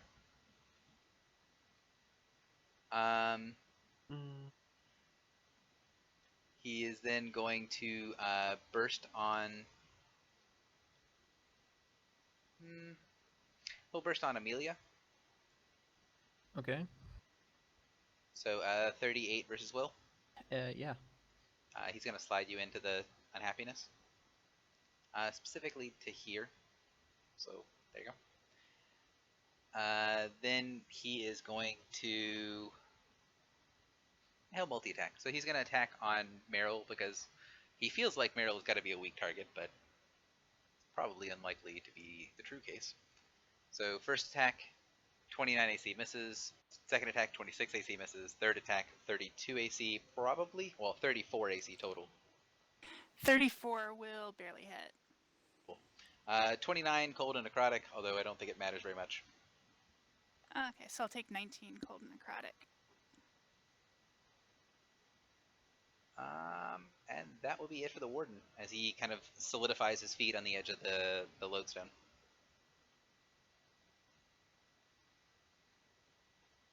Sorelka, you're up. Hey, does this eyeball thing come off of the base that it's on? So the eye is inside of a crystal orb. So there's an orb sitting on a pedestal. The eye is looking through the orb. You could remove it from the pedestal, but it looks like that's going to take a little bit of effort. Yeah, no, that's fine. I'm all about effort. I will attempt. What I'm trying to do is I'm trying to push it so that the eye part, the orb, now that I know that it's there, is behind the pedestal, so it can't see into the room. Sounds good to me. Give me like an athletics check.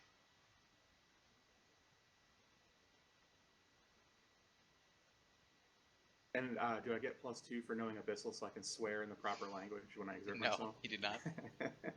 Oh, yeah. But that's a natural 20, so you might as well have. You pick some excellent curses, and you, as soon as you kind of go to remove the pedestal from the eye from the pedestal, Yeah. You can tell that there is something that's supposed to be leashing this thing to this area, and as you rip it off, you see tendrils of power and energy flow through the top of it, shredding the cloak you put or the sack you put over top of it. But the eye fades rapidly into the background as it winks out as the crystal orb pops off. So when the crystal orb is not connected to the pedestal, it is completely deactivated. Oh, excellent. All right, then. I didn't even have to stick it behind the pillar. Then I will note down mentally that Asmodeus owes me 1 canvas sack, and I will move here. Attempt to weave my own web of bullshit in order to see through the obscuring bullshit that surrounds this rune. Okay. This will unmask it. Minor action, and nope, that's a failure. So failure trigger will happen, and you'll get punted. You take 14 points of damage. You're pushed 3 squares and slowed, so it's going to push you to here. Actually, there's no reason to push you any less distance because it's a mindless thing. So it's going to push you to there, and you are now slowed. Save ends. My turn next to the pillar, which is another 10 cold, if I recall correctly. Mm-hmm. Correct.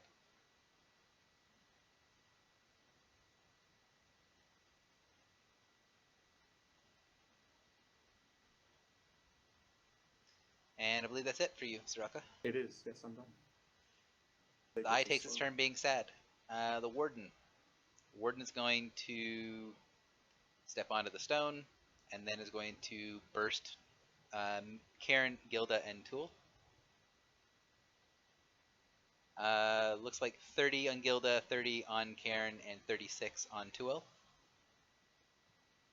That's easily a hit. Hits her 21 cold and blinded and immobilized.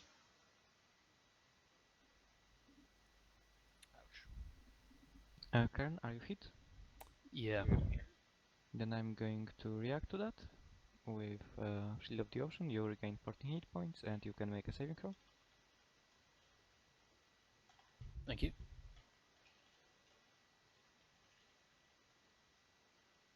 Yeah, no, I won't take it away. If he attacks me, I will react though. He is going to minor action to. He'll try to slide Gilda. So minor on Gilda, 31 versus Will for Gilda.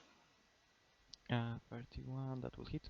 So technically 33, but yeah, it still hits. So he's going to slide you to that's in happy zone, so he's gonna slide you over here. I don't think my zones affect me. I'm a shaman. Yeah. Well, he might not know that. He just knows that there's some sort of magic going on there that's beneficial, and so he doesn't want you in it. Yep, okay. That's the warden. Karen, you're up. All right. Camille, I was just curious. When we leave that zone, do we lose our cold and necrotic resistance? Yeah, that's on. I believe that's only in for allies. Yeah. in While the- you're in the zone, you get resistance. Okay.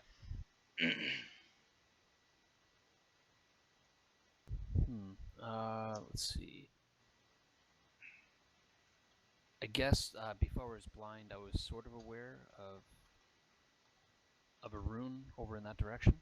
So blind does not mean things are hidden from you. Your character's still perfectly aware of everything that's on the map. You just can't see it.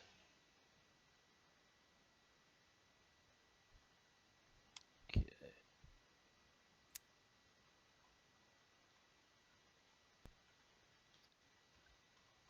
I guess if I were to pray to a monitor to try to smite one of the seals, what kind of penalty would I be able to would I take for the blind?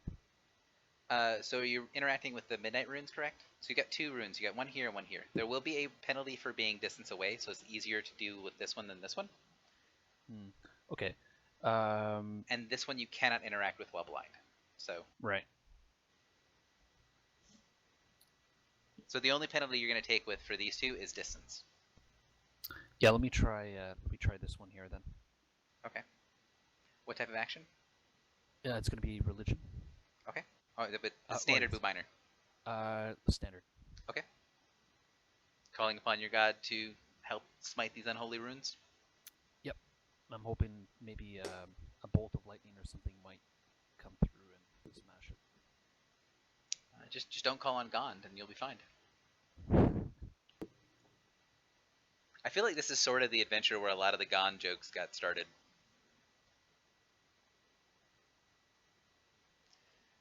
20, I do not believe is going to succeed, unfortunately. So the rune will discharge. So you get slid, or so you get pushed 2. It's not a smart thing, so it's just going to push you directly to here. So you take 14 points of damage, you're pushed 3 squares, and you are dazed until the start of your next turn. So your turn ends. Okay. Also, I forgot at the beginning, I should have took 5 damage and funneled some health. So I'll funnel health to 2L. So take 15. Does it give a save? Yep, that will give you a save.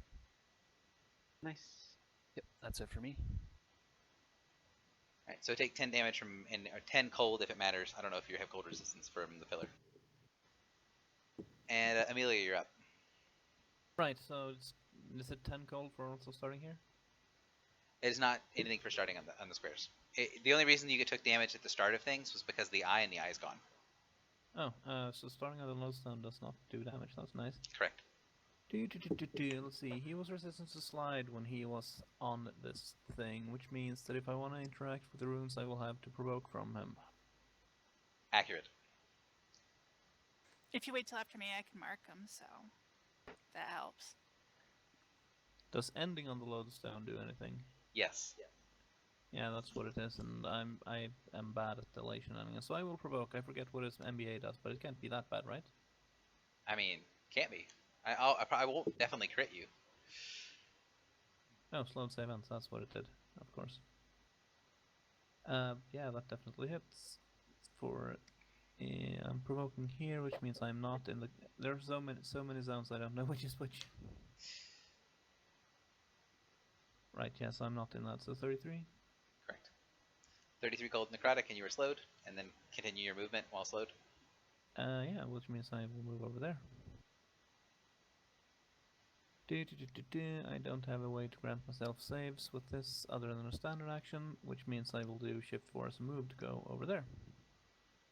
Okay. So Using you my have a minor standard left. as a move. I do have a minor left. Do I have anything to do with it? I don't think I do. I've used every single heal I have, and I have no reason to challenge the guy. So I am done. Okay. Lord Marrow, you are no longer dazed. Sweet. Do we know if he's on his last legs or not? Because there's something I want to do to help me defend. However, He I looks don't like want he's to. taking quite a bit of damage. He's not on his last legs. Oh, okay. Well, then I will go ahead and start off with Divine Challenge. I am then going to go ahead and Hungry Swarm. Okay.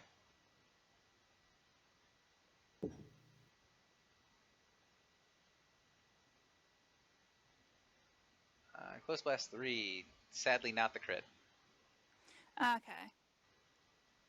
So So it misses and does That's sad for who? Jamie? 17 damage, but I'm clearly for me. invisible and next to him. And then I'm going to go ahead and Charming Gaze. Just because, you know, why not? And that will be my turn. Animated turn trigger cannot make opportunity actions or immediate actions in addition. Cool, got it.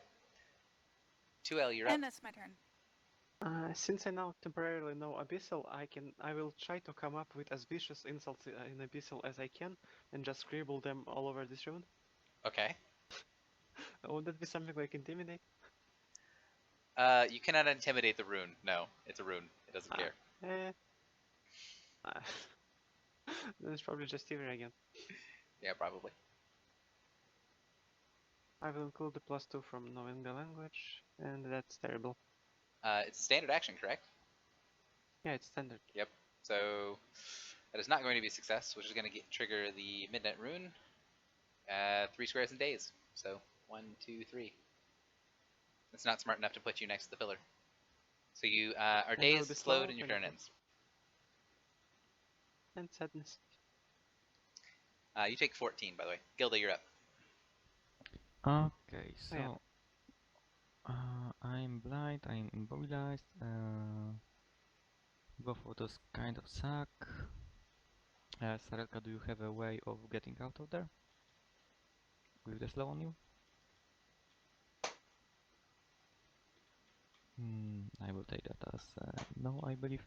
Can I technically interact with a rune using secret instead of myself? You can. You do still need to be able to see to interact with the Midnight Rune, or the Sea Runes. So you will only be able to interact with the Midnight Runes. Okay, that kind of sucks. But anyway, I will use movement, move action to move the zone or the shift zone over to there. Okay. So Sarelka can shift out of there, which lets me move secret over to there. Next, I have. I don't think I want to do anything of that, so I just try to make channel my primal power through secrets and try to make him claw out this rune that is under Amelia. And that's a standard, correct? Yes, that is standard. Okay, go ahead. For a 38. That is plenty. You see one of the other runes fade and be broken, as 3 runes are now destroyed. Okay, I have a minor left, but I don't think I'm in. Actually, I can do something. I have not yet used any of my healings, so I will just go ahead and use Healing Spirit on Kern. So, Kern, you get 40 hit points and you can make a saving throw. Thank you. Amelia, you regain 16 hit points and get 6 temporary hit points. And yeah, that's all. And save for me. Which I make. Okay. The Warden, he is going to move to here, provoking from Meryl, if Meryl would like to take it. Nope, I'll pass. He is then going to use his minor action to do something. Meryl, he is violating Mark. Do you choose to punish him? Nope. I'm just going to give him the -3 penalty. Okay. 22 versus Will on Amelia, which I imagine misses. Yeah. Yeah. He is going to use his multi-attack. One shot is going to go at Meryl, and then the rest are going to go to other people. So no one looks especially damaged. So one at Amelia and one at Gilda. So the first shot is going to be against Meryl to obey Mark, and 27 reflex on Meryl. That'll miss. You notice when he shoots at you that the creatures not seem to be bothered by if you are invisible or concealed, which is what I think I take this thing to mean. Invisible, yeah. Okay. He seems to be able to see you perfectly clearly. Okay. And then the second shot. Amelia, that's 32 against your reflex, and then Gilda, that's 23 against yours. Well, I think it's 29 because of... No, wait, it Nope, he doesn't evade care Mark. about Mark. I am not in the zone anymore, so I take 26 and a sled. He's going to slide you to here. And then you miss Gilda. And the warden is done. Sorelka, you're up. Alright. Well, somebody was thoughtful and put me in the shift zone, which just makes me giddy. So I will shift underneath secret. Standard action attempt to deface this rune with my weapon by slashing it to pieces. Okay. Sorry, that makes it easier for me to see if I stagger things. No problem. Okay. Ugh, jeez. Sadly, continuing to roll 2s continues to trigger negative effects. Yeah. On the plus side, the rune's not very smart, so it pushes you directly away, so it's going to push you to there. Okay, this is so done. 14 damage, is that still the 14, number? yep. Oh, the AL hasn't changed? The AL has not changed. As much as I keep pretending that it has, it totally hasn't. He's got his burst to use, and he sees a pretty good group of people to use the burst on. So he's going to burst on Amelia, Sorelka, and Lord Merrill. 23 on Amelia, 35 on Sorelka, and 39 on Merrill. Yep, that'll hit. So if you hit 18 cold and thunder, and you are immobilized and blinded. And then he's going to attempt to yank Amelia, now that she's blind, into the area. I assume, again, not taking the punish, but giving the penalty, Meryl? Correct. 31 versus your will, Amelia? Yes, that hits. Over here. Karen, you're up. Well, don't you want to cuddle? He does. He's a very cuddly demon. Okay, Kieran's no longer dazed. I'll take 5 and I'll funnel 15 health. Go ahead, make a save, Sorelka, and take 15.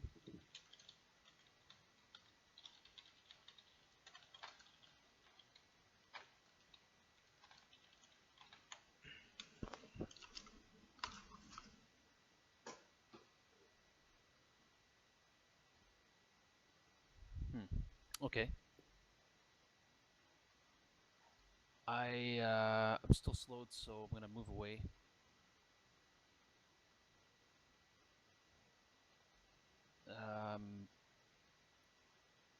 While here, I'll use I guess I'll use a minor action.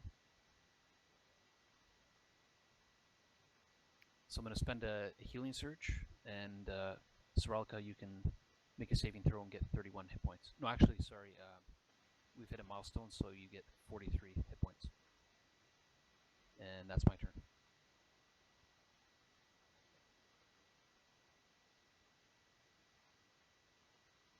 Alright, that was your turn, which means it is my turn. I am going to try to blind this asshole, because I just realized I still have that in counter power. He is bloodied, so I have +1 because I'm a tiefling, and it's a burst, so I don't have any minuses for blind. Probably not a good idea to whack him further. If I hit him, he will be blinded. That is everything it will do. If it misses him, I will also make an MBA against him. But I would like to try and blind him.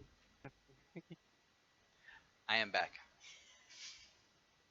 That is not a proper roll, which means I will MBA him as well.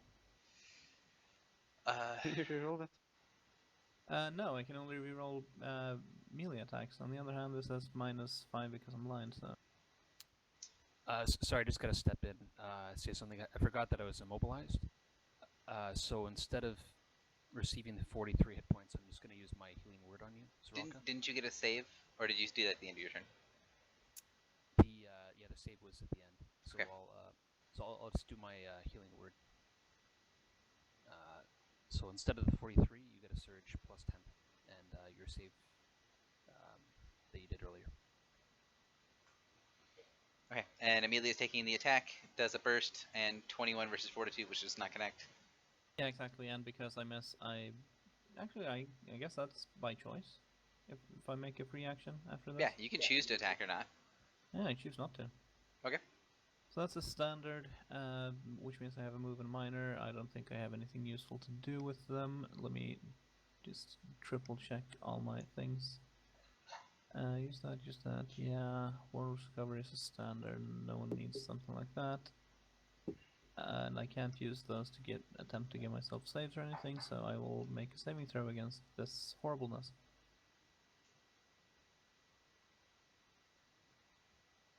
16 more damage, and I succeed with my save. Actually, it's cold fire, and I'm in that zone, so I only take 6. Nice. So, looks like it's Meryl whose turn it is. Yep. I'm going to go ahead and Call of Challenge him. Okay. He's sanctioned. Yep. I am then going to go ahead and Second Wind. Okay.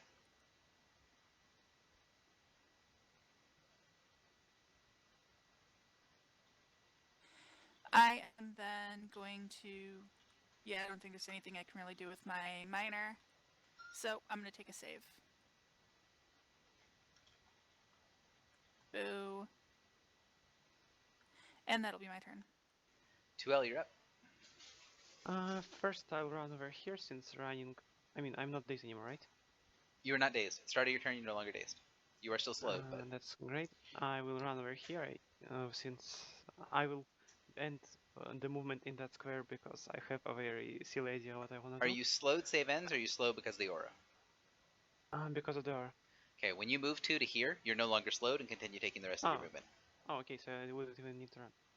Mm-hmm. Anyway, I would get to there, then I would try...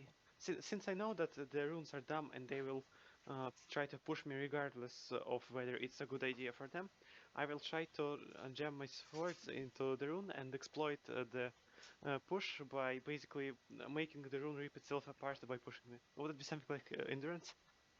Yeah, you're gonna actually intentionally trigger it and have it blast you into the ceiling. I Is basically that the want plan? I want to have it push me in a way that my swords will tear it apart in the process because they're jammed in it. Sounds like a plan. It's probably gonna rocket you into the ceiling, but sounds like a plan. So you succeed. You destroy the rune. It's also going to throw you into the ceiling. So this is an intentional. Like, you kind of would be able to realize this is going to happen. You are trained in acrobatics, or no? I am. I'm Make a check. After all. So I don't think you have to roll, but so that reduces fall damage by 11. And it's only a D10. So you rocket into the air, basically graze the ceiling, and then fall back down to land, not prone, on the remains of where the rune was. So Awesome. when the 4th rune is destroyed, the ice cracks again. You can start to see bits of light coming from the chest on the altar. And you hear in that same woman's voice, Elketh ats te ubrian, thy lord's time bygone, yet you cling to power lost, wallowing in frost.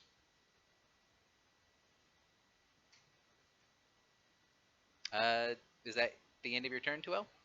You've got a minor action left if you'd like to use it for something. There's not much reason to use it. Gilda, you're up. Okay, let me see. I'm over here. I will move over there to the secret, while the secret will move away over to there. Let me see. Oh, I forgot to describe something. I'm sorry.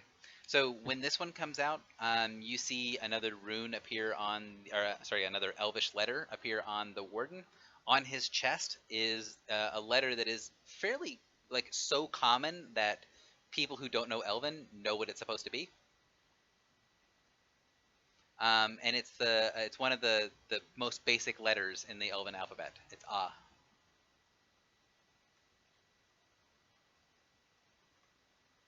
And the Or first one Ah. is Ma. Or Yeah, ma.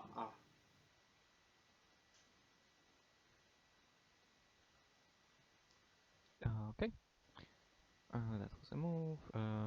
And now for a minor and a standard.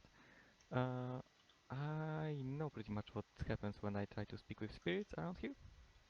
And do I have the speak with spirits right now? Did we get to progress? Yeah, you could have easily taken it. Are you talking from the skill challenge earlier? Yes. Yeah, you have it back. Okay. So I would pretty much like to use the fact that the spirits seem to swarm into me, and instead of trying to letting them swarm into me, try to channel them into the rune. So you're gonna open your mind back up to all the spirits of hell, but try to throw them at the rune. Yes, exactly. Okay. That's gonna that's going to destroy a rune if you connect with it. So you're gonna need to use it on the one that's either unmasked or on this one here. So you're gonna need Yep, to either unmask this first, or you're gonna need to use it on this. Oh, okay. That kind of sucks. Because the thing is that it's hiding itself from your perception, so your character knows enough to know that if you try to channel energies through it without it being unmasked, that's gonna just backlash on you and gonna be 100% a bad thing for you. Okay, that's not nice. And unmasking it costs me insight, estimate, perception. Out of those, I think only perception works for me. So yeah, I know what works. So I think I will just, look for the same weak spots that I found on the other one, and use that knowledge to unmask this one as well. Okay, so just go ahead and roll another natural 20, and you'll know exactly where it is. Yep, the third one would be, but no. Seeing a 19, you're just not sure if it's exactly where this is supposed to be. You feel like you're losing your touch, but it's unmaxed. Okay, so that was a standard. Yeah, then I will just as a minor. I can't really use Speak with Spirits anymore, so that kind of sucks. If But you wanted to, anyway, if you wanted to do the other thing you did as a nature check, now that it is unmasked, you can definitely do so. Or you could heal if someone wants to heal. no, healing is overrated. But yeah, as a minor action, I will do what I thought before, and it's not so good. I think you only need oh yeah, you need a hard DC, so it is unfortunately not going to be enough. Yep. Slowed, so it throws you directly away, so it's going to get you to there, and you're slowed. Okay. So 14 damage, you're there and slowed. Okay, then I'm going to try to save, and that will be the end. Yep. The warden sees that things are not going his way still. Is going to try to start off by attacking Gilda. So ranged on Gilda, or this is the close burst on Gilda. So I'll just take the -3 from Meryl. Yep. So 26 versus Gilda. Yeah, that will hit. Actually, 26, that will meet. 26, yeah. I was gonna say I didn't think it would hit. Yep. And I guess he's gonna try to. Well, yeah, finishing off Amelia is probably the best plan. So he's going to area burst 2, centered on that square. So it's going to be Amelia, 2L, and Lord Merrill. He is provoking if anyone wants to take it. Natural 1 on Amelia, a 39 on 2L, and a 29 on Lord Merrill. Yep, that'll hit. And the lodestone does 2 points of damage. So Amelia and Secret take nothing. Soroka, you're up. All right. I'm pretty useless, unfortunately. I will just You go have- ahead and adjust. I What? was gonna say, to be clear, this rune can be interacted with now that you have Yeah, now but that I'm immobilized and blind. right. I'm just saying you don't need to be able to see to destroy this one. You only need to be able to see to uncloak it. So just letting you know. All right. Well, anyway, I'm gonna go ahead and drop my. I was gonna use my majestic word on myself to slide closer to the rune, but I think Amelia needs it. So Amelia, majestic word, slide a square, and hey, I rolled. I will then. I wanted to use. Yeah, I have no. I don't know how I would interact with the rune from here while blind. Just. You have how to justify You have reach? that. I do. You but, have a reach weapon? I do, but I mean, I can't see. I mean, you know where it is. So Yeah, You- but you I'm can- just you gonna. can do all what I'm the gonna Baylor do was is trying to trigger a do. failure and get thrown across the room. So I just don't see the value yeah, of that. it's up to you. Yeah. It is difficult. It is reasonable not to do it. I just don't want you to feel like you can't. You can. It's just I guess you have a when I decent said chance that of I failure. can't do much. I'm talking in practical means. Practical means I'm not able to do much. So, Okay. because I think it's a hard DC, right? Which is 29. As a standard, I think it's moderate for the. Oh, I thought it was Minute, right? hard as a standard and hard plus 10 as a minor. It's already unmasked. It's on the hand. I for some Oh, I reason closed didn't it. even look at the C runes. That's maybe my problem. All right, well, I'll give that a shot then. Yeah, it's moderate DC as a standard action. Didn't look at that, so there you go. That's the problem. All right, so I will attempt to smash that rune from afar, and You will not get the abyssal bonus because you can't see. But yes. sure.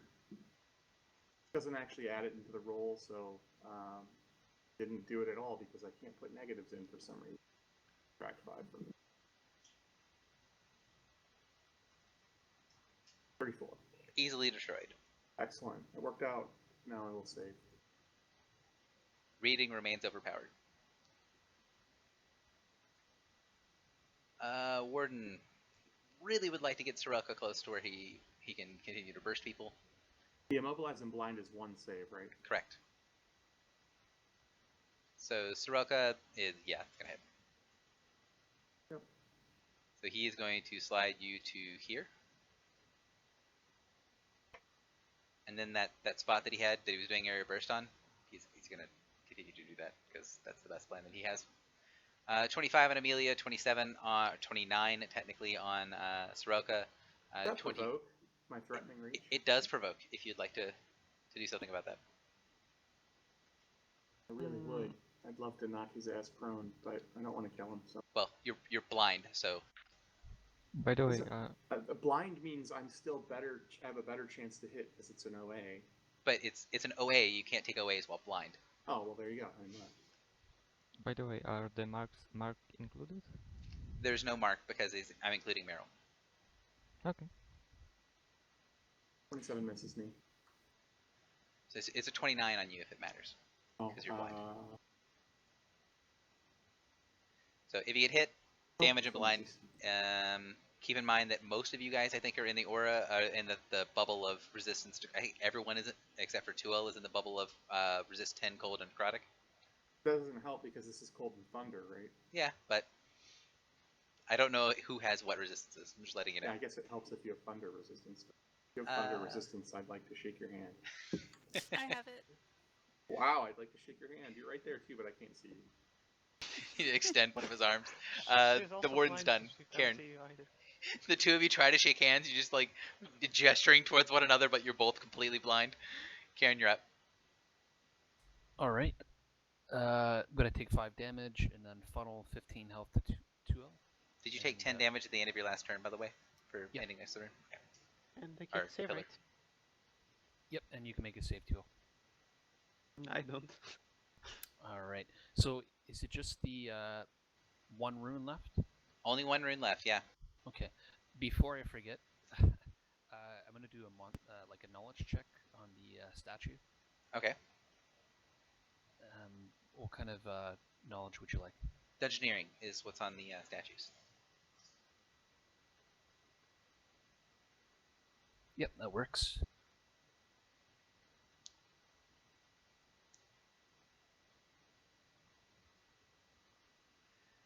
So that will get you that the statues are currently inactive. They seem to be linked to some other sort of mechanic within the room. Because you guys have already sort of dealt with it. Basically, these are going to be extensions that will cause extra problems for people while the eye is active in the room. So because you guys have disabled the eye, the statues don't appear to do anything. Okay, cool.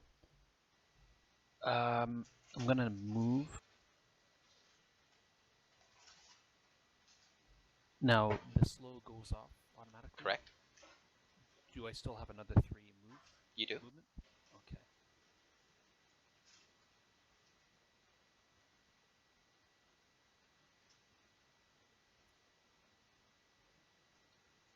Actually, I'll end there.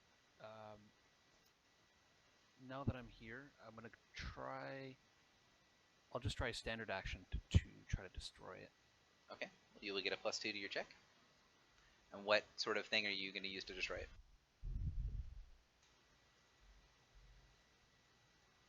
I know you're using a standard action, but what is your Maybe what's the maybe I can description? maybe I can use a dungeoneering check, like using knowledge of like basically Karen. He's descended from a family that were stoneworkers, like making different pieces like for stone houses and stuff like that, and being a dwarf and all that, he has some knowledge of stone. So he's wondering if he can actually uh, destroy the foundation that's underneath the rune there, and hopefully disrupt the whole thing. Sounds good to me. It's carved into ice, but there's a lot of the same rules that you have to follow when you're carving in ice as in stone.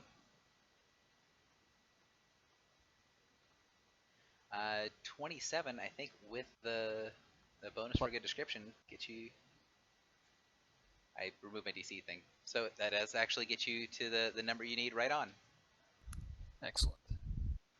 So good descriptions matter, as that gave you well, that lowered the DC by 2. So the final rune is destroyed.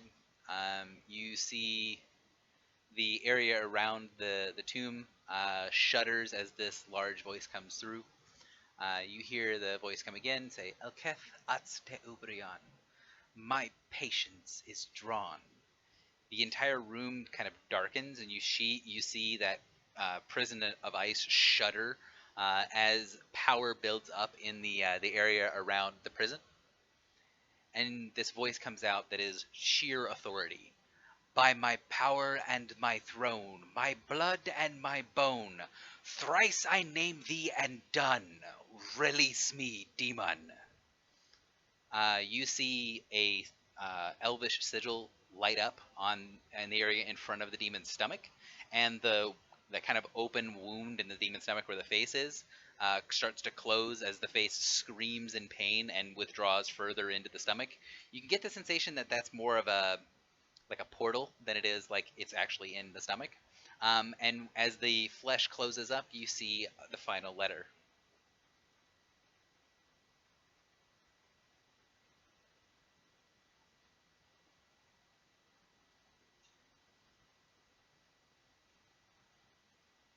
So the demon immediately kind of lowers down to the ground, bowing.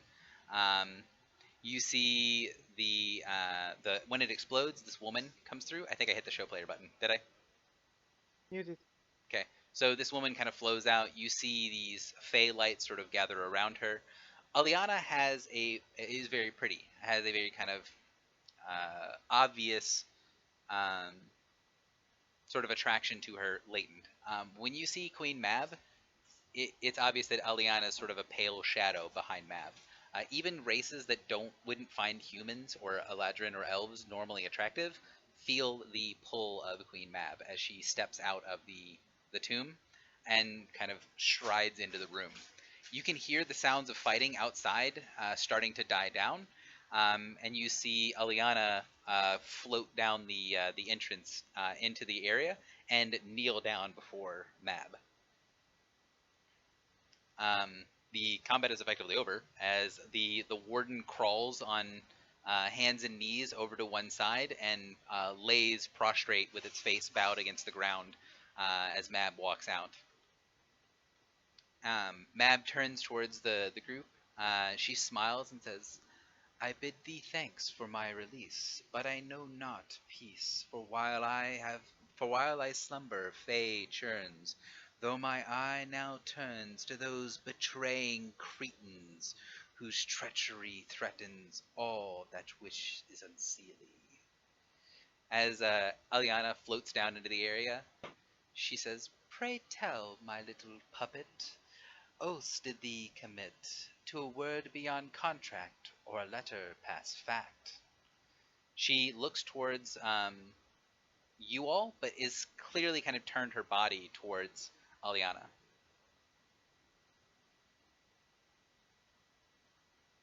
I will ask everybody. Has So- anyone got a translator? That's what she says, and she's saying all this in Elven, but yeah. So she's saying all this in Elven. So if you can understand Elven, you understand what she's saying. And then that's what she says to Aliana. Aliana nods to keeps bowing and says in the common tongue to everyone in the room, my queen asks you if I have given you aid beyond the letter of our contract. I.e., did Aliana go above and beyond the service to aid you all in Queen Mab's release?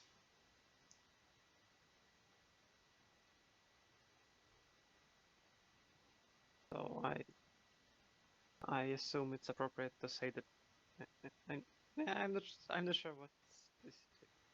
So if you guys wanted to make some sort of check as far as what answer Mab is looking for, you might be able to do so. Yeah, I'd like to do that. Sure. You can give an insight check for me. Who has monstrous insight here? Karen does. Yeah, show your monstrous insight.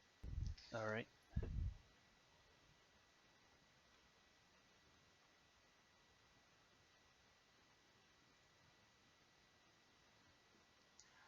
You can tell the queen is asking it with a certain edge to her voice, and if she gets the answer that she was released, but in order to do that, in order to make sure that Mab was released, that Aliana did more than she was supposed to, if she did anything acting more as the guide that she was supposed to do, that Mab is going to be very offended. So if you tell Mab that Aliana went above and beyond the call of duty, Mab is going to be offended. So let's tell her that she didn't. Apparently. So then the question is whether or not she did. I mean, we can obviously tell her what she wants to hear. The question is whether that's true, and I have no idea because I have no idea of what these things do. Aliana, I mean, out of character, we can know that Aliana clearly went quite above and beyond. I think she went pretty far to help us. But she definitely stayed within like realm of the law, because she seemed to be pretty adamant about She us actually didn't asking ever things the right offer way. extra help. Yeah, she only helped when we asked her. That is actually true. So it sounds like the group is agreeing to say that she did not. Well, yeah, that poses questions. She only helped when asked, and even then, her help usually required legalists to get. We are telling her that no, she did not go above and beyond. The question is not whether we are saying that. The question is whether we are telling the truth. I think we're trying to figure out. We're trying to figure out where there's the truth. I mean, any help of her requires pretty much getting, pretty much required asking her for help. Sometimes she's. The question is whether you believe that it is true, because she's asking you, do you believe she went above and beyond the contract? If you believe she went above and beyond the contract, then you can choose to say it or not, but that's the question she's asking. So if you do believe that she went above and beyond, but you want to tell Mab no, you can lie to Mab, but be aware that there will be a check involved. I'm actually personally I'm actually personally not sure whether she went above and beyond, because on one hand she did require basically asking for any help. On the other hand, at some points it felt like we asked her for a little of help and she provides significantly more than requested, or something like that. So it feels like it's kind of on the edge between So the you two can also options, you at can least also for me. say that you don't know well enough and ask for clarification. That is perfectly a legitimate answer.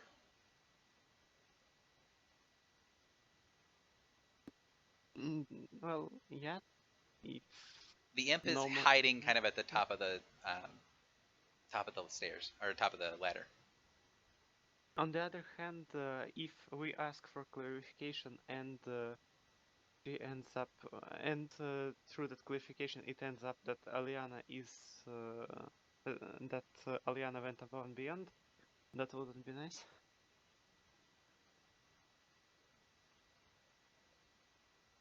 Oh, by the way, Karen is right. The imp would have probably spoken if she ever went too far, since the imp knows the rules well, and the imp is an interested party in the other side. So the fact that imp didn't speak against it shows pretty well that she didn't went above the contract. So I need it kind of hand.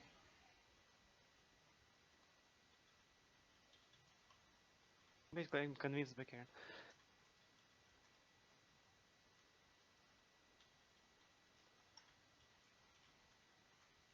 This is not a group thing. This is an individual thing, since you guys can take multiple choices and different people can have different answers. So I do need to know from you, from the individuals, which one.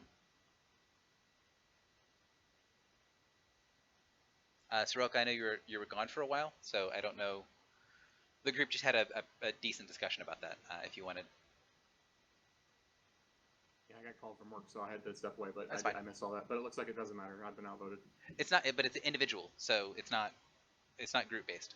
Oh, all right. Well, then if there are rules to learn, then I would like to know the rules. Okay, so basically the question is, Mab said aloud to Aliana, the pray tell my little puppet, oaths did thee commit to a word past contract or a letter past fact. And then Aliana translated that to you to say, Queen Mab is asking, did I go above and beyond in helping you free her? Did I go above and beyond? And Karen got that Mab would be offended if she went above and beyond. And then the question was whether what she did was actually going above and beyond, because you guys don't know the rules that well. So you can either say, yes, she went above and beyond, no, she did not, or we don't really know, we need to know more of the rules. Those are the three options. So I just realized that I don't really know what Karen knows, and I don't think there's any way Karen could effectively communicate to us that he knows that what she is looking for is answer number 2, and without being offended. So I'm even more confused now. you could easily talk. Like there's nothing preventing you all from having this conversation. So I would definitely say what I wrote, and I think that equates to 2. No, she didn't. Okay. So if you guys say no, that she did not, Queen Mab will give a wintry smile and then walk over towards the kneeling form of Aliana and say, "Ah, little Duchess, then Queen's voice you shall remain, for it brings me no small amount of pain to pair my words for their fragile ears and bring them not to mortal tears." She runs her finger along the shoulder blades of Aliana as she's laying there, and you can tell when Aliana's back arches that she has a very particular reaction to Queen Mab's touch. She looks up the hole and sees Igmip that's sort of sitting up there being very unobtrusive. And Igmip kind of flies down a little bit and says, "Ah, yes, my queen, I am here to give you..." Queen Mab kind of gestures with her hand and says, "Iga Mip." The imp's entire body goes tight, like someone drew him out to his full length and then struck him like a cord, and he immediately shuts up. And she says, "His honor is kept safe, yet your presence here begins to chafe. Crawl back to the throne, or other names shall I intone. Uh, Igmip gives a little bit of a squeak and then teleports up the hole, and you can hear him flying away. Bye, Igmip. Thanks for helping us storm the castle. So Mab looks over towards Aliana, who stands up, nods to her, and turns back towards you. And Mab kind of floats up the entrance to get above. Aliana turns to you and says, "The Queen would like to offer her thanks and congratulations for your participation in today's events. I am given allowances to invite you all to court. Should you choose to accept, we will give proper expenditure of rights to all of those that wish to attend court, and we'll open up a portal within your guild for any who would wish to be present for the court for the current. My words are failing me. For the current running of the Winter Court. So basically, she's giving you all a formal invitation to the Winter Court, should you choose to attend, and is going to say, after she ends, that it is my duty as guide to offer you safe passage back to your guild, and that will complete our contract. I will no longer be bound or treated once you have returned to your guild. Giddy up. So the warden crawls to the edge of the incline, and then really awkwardly continues to bow as he claws his way up the entrance, breaking parts of the walls and stuff to be able to escape. Basically, he was given a command. You can tell that he was kind of given a command to follow, but also given a command to continue bowing, and it's not working out well for him.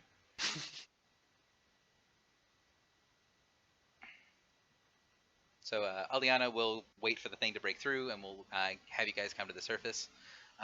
Queen Mab is on the surface with her trolls, who are still kind of half-assedly defending the area around here, although most of the battle has finished.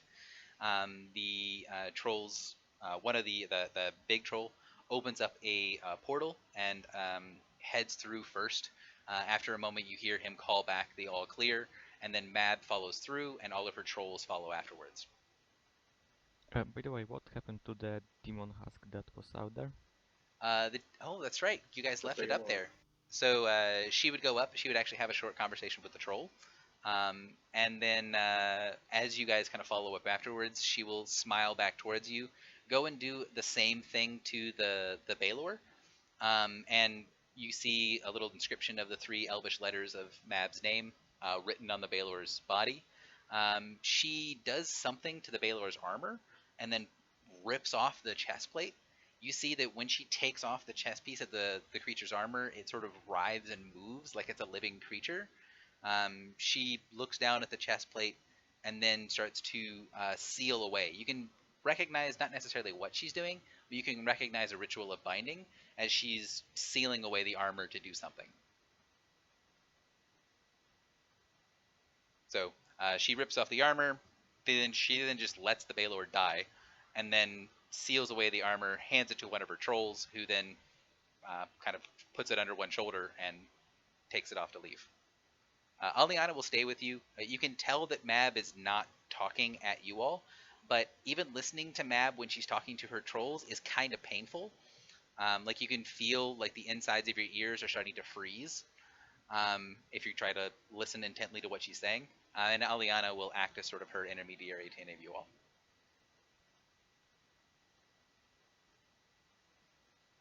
So do you guys have anything you want to say to Aliana, well basically to say to Mab that Aliana will translate before Mab leaves to go back to the Winter Court?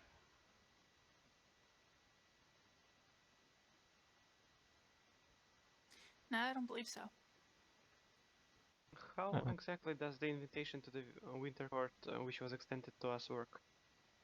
So Aliana says... What does it entail? Aliana says, the Winter Court will be in session for roughly 2 mortal moons. At any point in time, you are welcome to visit the court itself, and there are many powerful factions that might take notice of you should you choose to enter. in game terms, basically, the Winter Court missions are now open to you, to the guild. For example, Oh, nice. Wanderer 3 and 4 are both Winter Court missions. So the Winter Court is now in session. Players can interact with the Winter Court, all that sort of stuff. If you guys want to do things outside of game stuff with Winter Court, especially once you guys have ranks in the Winter Court, we can do stuff like that. But basically, she's extending a formal invitation, and Eliana will actually go so far, since you guys have treated her well, to say, the Queen does not offer invitation to individuals except for under very rare circumstances. She has offered this invitation to your guild, and that acknowledgement will come with a certain level of respect, praise, and power, and a small amount of obligation. So basically, being invited on a more personal level to participate in the Winter Court has its own sort of benefits.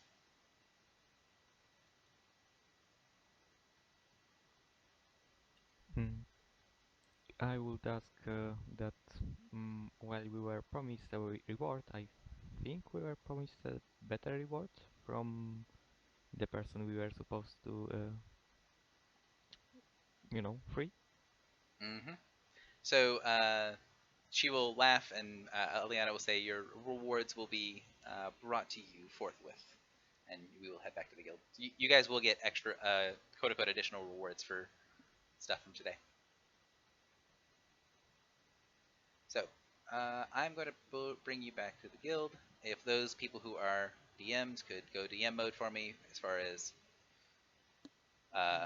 handling loot stuff is concerned, that'd be great. I'm going to turn off the stream.